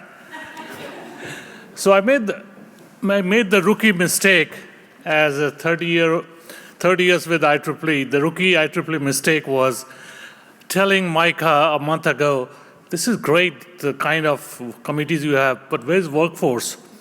And Micah, like a good leader, said, yeah, Gaurav, that's a great idea. You are now the chair of that committee. So I said, look, if I need to execute that, then I need to bring the biggest gun on earth to help me out, and that's why Vaughn is here with me. She's fantastic. And along with Vaughn, we have, so this was our first meeting yesterday, and we got a fantastic group of folks who helped us out there. We had Manijay, so please stand up, say hi to us. We have you, Jan. Are you here? If not, okay. Oh yes, he's there. I see him there, absolutely. We have Alpesh. Alpesh, are you in town? So Alpesh was there, and Michael Glamaru. All right, great. Hey, Michael. And then we had Katie Evans also helped. Oh, there you go. There she is. And then we had Srijoni Barwa, our scribe from CSU Long Beach, helping us. So because we are the first time we were meeting yesterday as workforce, and we have a working title, we don't like the working title, so we spend quite a bit of time trying to understand who we are, what our charter is, and I'll have Vaughn elaborate a little bit more on that. But our thinking was really, are we here as workforce really focusing on workforce and automation, the man and the machine, and the needs of that? Or are we focusing on a sustainable workplace strategy that would help us deliver the GHG reduction, the greenhouse reduction we are talking about? Or are we looking into transforming workforce to deliver the skill set across the 11 chapters? So we see ourselves as one of those horizontal chapters which will impact many of our other chapters, so work closely with them. So Vaughn will explain how we are approaching that. Thank you. All right, so some highlights. We acknowledge the range of efforts that would be required. So you heard, for example, Malin's example of community climate clubs. That would be an example of a strategy to generate awareness of planet-positive principles applicable to the K-12 segment or the society at large. But there's also recognition of the technical skills attainment and upgrade that is needed in order to deliver chapters 1 through 11. For example, how do you do systems thinking? How do you do foresight thinking? What is care economics? So there needs to be intentional effort to build those credentials, to build the curricula, to disseminate them, and to gain adoption. We also recognize that whatever approach we take, it has to be understandable and adoptable by the millennials who are currently age 25 to 40, because that's the target population that has to adopt.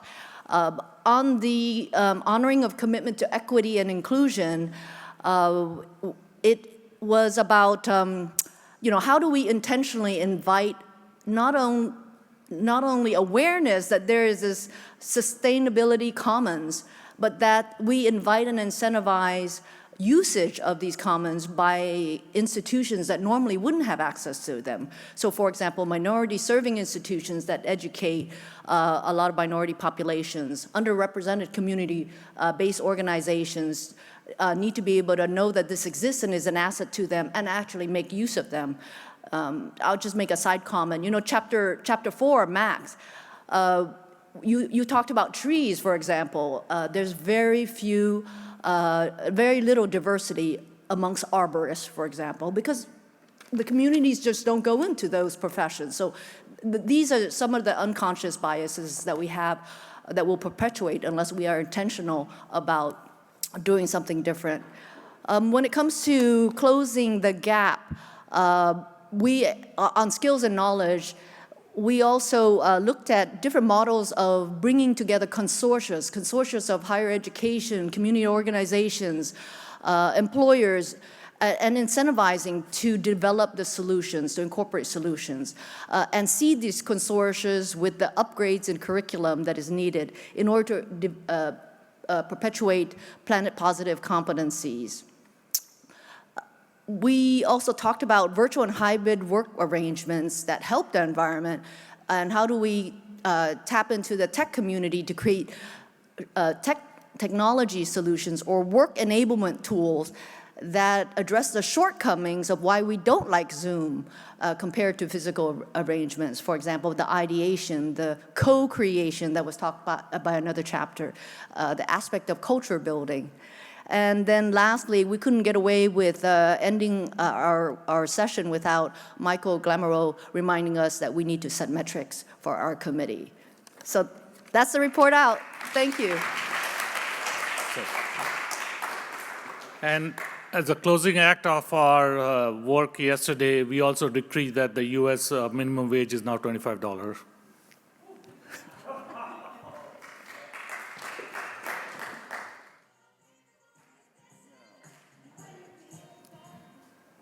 Hello, we're from the Human Wisdom and Culture Committee, and our lovely chairs, Mila and Keisha, could not be here with us today, but I wanted to take a moment to talk about how wonderful they were with us yesterday, as well as take a moment to pause and think about the future, and imagine that it's 2030. We have human wisdom from the past and the future, and it is joined together through language, story, artifact, and community. Our world is growing and is a living space where all things in our environment are woven together. And do we want them to see or no? Don't think they can. Okay, no worries.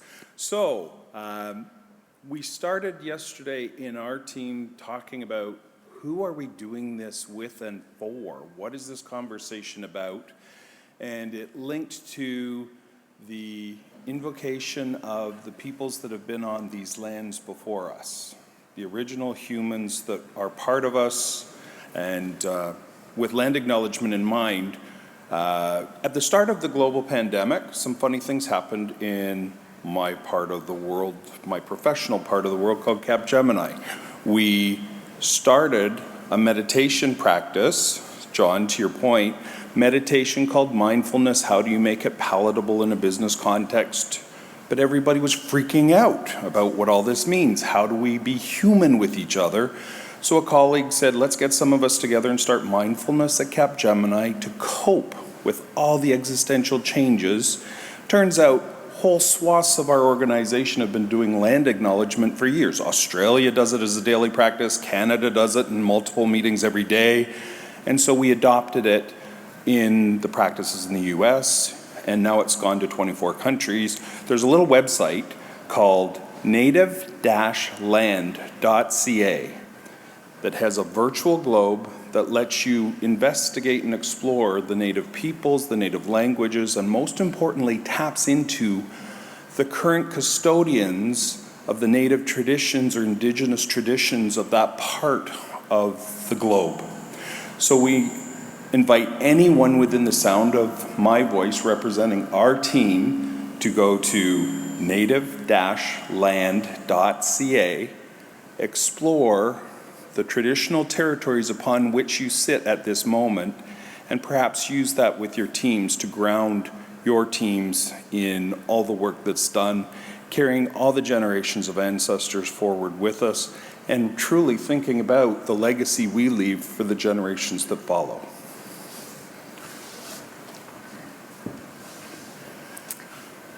We use poetry to represent humanity, as the poem is the story of the human. We brought poetry into our conversation, and I'm just going to read a short excerpt from a poem. The new have come, and now the old retire. That is the opening line from Sorajan Naidu, an Indian political activist and poet. The importance of poetry in this conversation is to remember the hand, the art, and the human in any conversation we have around human wisdom, past and future. So, continuing a poetic note, we discussed art, creativity, connection, empathy, emotions, fragility, imagination, and motivation. And what's ironic is these topics came up both when we discussed points that we were appreciative for, and both are words of concern for the future.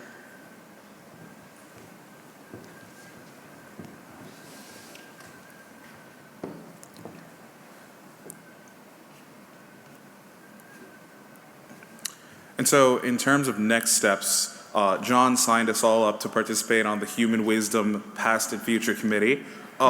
He said we had a choice, but he had a firm look on his eyes, so we signed on.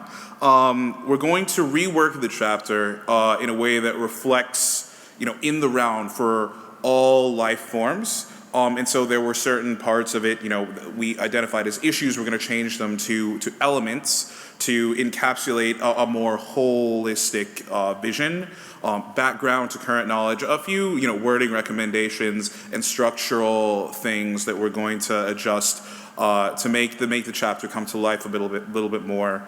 And we're going to continue that and use design in a way that's human-centric and ready for the metaverse. And for the contributor and the reader in terms of adding images and quotes and poems, being very intentional about the language that we're using as we continue to drive the chapter forward. So we're looking very much forward to doing this work and integrating it into what each of you are preparing as well.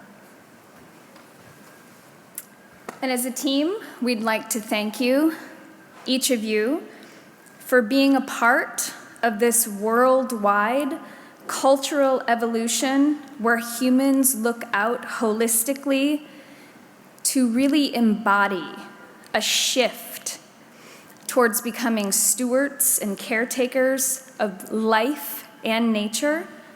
All concepts, designs, and implementations of sustainable and regenerative efforts are now prioritized in 2030. And all in service of life, all life, not simply humans.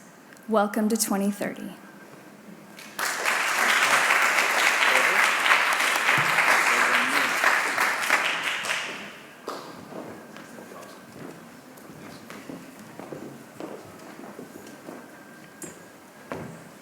Well, first of all, thanks. My picture was only up there because the amazing Mila and our co-chair, Keisha, are both in London and couldn't come with us. And then yesterday I was like, people are seeing John enough. Let's get some other people involved. And Sufi, who wasn't even sure she was going to come, who's the daughter of another person who's kind enough to help out with the conference, we all said, well, maybe the young person in the group who's also a woman should speak. So I just want to say, in closing, first of all, let's do this. Let's give a round of applause for all 12 committees.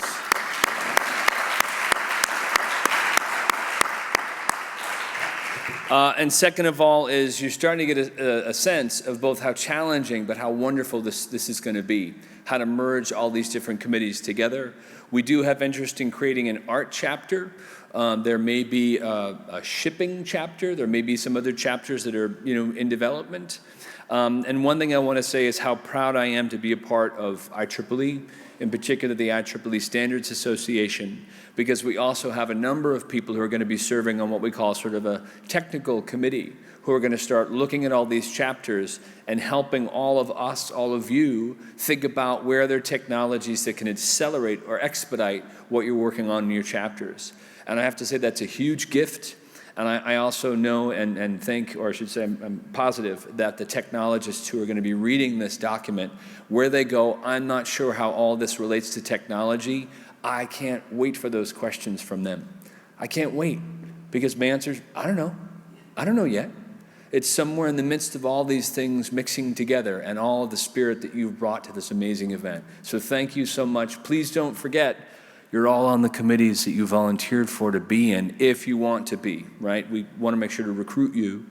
How those committees work moving forward, just so you aren't scared, how much time is involved, is that in general, most committees will be doing 2 or 3 calls, phone calls or Zooms, as we go to our next event, just like this one in The Hague, the Netherlands, happening in mid-September. So we have about 10 minutes left to this event. But speaking of our next stops on the journey, along with the technical experts that are going to be reviewing the work, as I mentioned, thank you ahead to them. We want to hear from the 2 hosts of our next 2 events. So Casey, if you'd be kind enough just to run them back to back, we're going to hear from Jeroen Vandenhoven, one of my first primary inspirations at TU Delft about 8 years ago when I got into AI ethics, and then our dear friend Cyrus Hodes, who is also the co-chair of the one of the committees we just heard from. So we'll hear from them back to back, and then Micah, you and I will come up in a moment.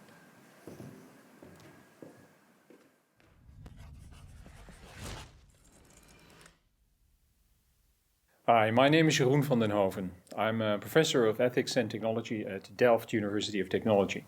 I'm also a permanent member of the European Group on Ethics to the President of the European Commission. I hope that you and the participants of the Planet Positive 2030 workshop at Stanford have had an impactful and engaging event. We are delighted to be hosting the second workshop in the Planet Positive 2030 series at TU Delft in September, and it will take place in The Hague in close collaboration with the Delft Climate Action Hub at our campus, The Hague. The Climate Action Hub is part of the TU Delft Climate Action Program, and with this program, TU Delft wants to take the lead in tackling climate change. Within the hub, concrete initiatives are developed and relevant knowledge is shared with administrators, politicians, policymakers, industry, and the general public. So the Planet Positive 2030 initiative is very much aligned with our TU Delft mission. The Hague is also a very appropriate city to host the workshop. It is the cradle of the idea of responsible innovation pioneered by the Dutch Research Council. Responsible innovation aims at solving the grand global challenges we are confronted with without creating new problems, without exacerbating old ones. It construes innovation as a moral endeavor, aiming to serve our many shared values as we can by design. We are often feel morally overloaded, trying to improve well-being, health, ecology, global justice, democracy, and equality, and so much more.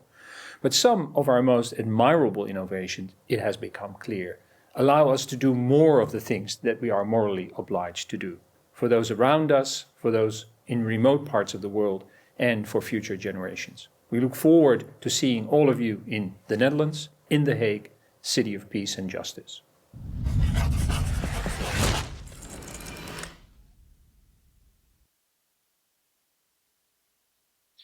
Hello, my name is Cyrus Hodes. I'm the co-chair of the Sustainability Common Chapter with Planet Positive 2030, an initiative of the IEEE Standards Association. And I'm a co-founder of the World Climate Tech Summit to take place in Miami in April 2023. This is just a brief announcement to make you aware of the partnership between Planet Positive and the summit, as we present the result of this collective intelligence process started here at Stanford, brought to The Hague in September, and then to Miami next April. The World Climate Tech Summit is not just another gathering on climate. It is the first platform where technologists, innovators, and entrepreneurs will be able to showcase their solutions to policymakers and the finance world in order to deploy them at scale for maximum impact. These are the set of technologies we will discuss.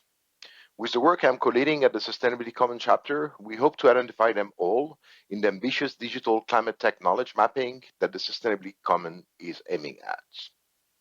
With the summit partners Carbon-Base and Argonauts, we are building a greenverse for stakeholders to continue exchanging on these climate technologies all year long between our annual gatherings. Our format will be very interactive in real life and online, with a strong focus on the conference and networking aspects, together with traditional plenary sessions, workshops, pitch competition on the various tech I just presented last slide, as well as showcasing of technologies. We will officially announce the launch of the summit during the UN General Assembly in New York in September, with our Impact NFT tickets being released then, allowing us to monitor and offset the summit carbon footprints. Please get in touch with me through IEEE for collaboration opportunities and visit our website, worldclimatetechsummit.com in the meantime.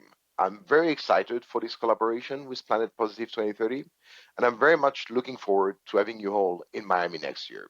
Thank you.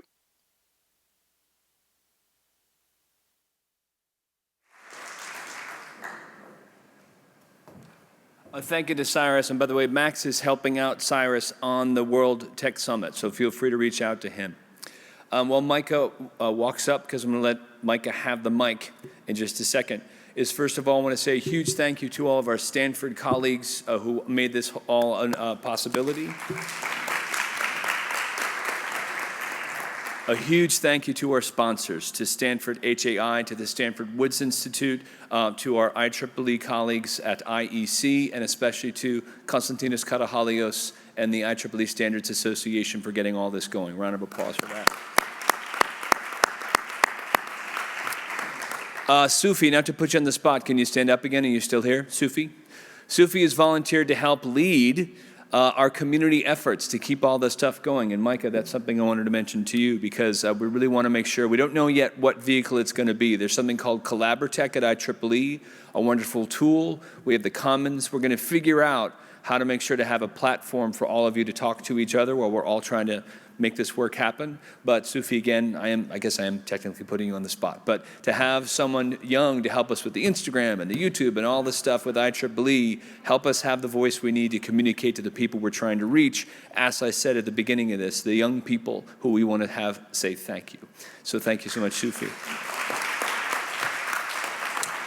And that, I'm just going to say it's been my honor to work with and all of you, and also to say to make a friend of this, I am going to say amazing person who's going to close us out, Micah Luke in our chair.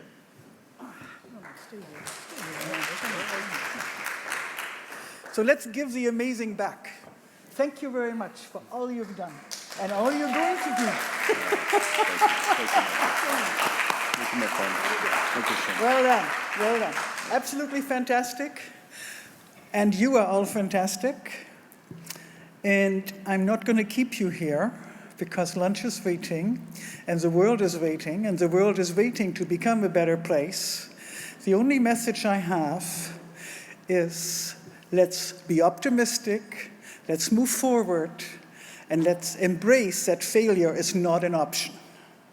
Let's forward to 2030 and beyond. As I repeat, we are optimists, we're going to achieve it, it's doable, we can and we will do it. Thank you.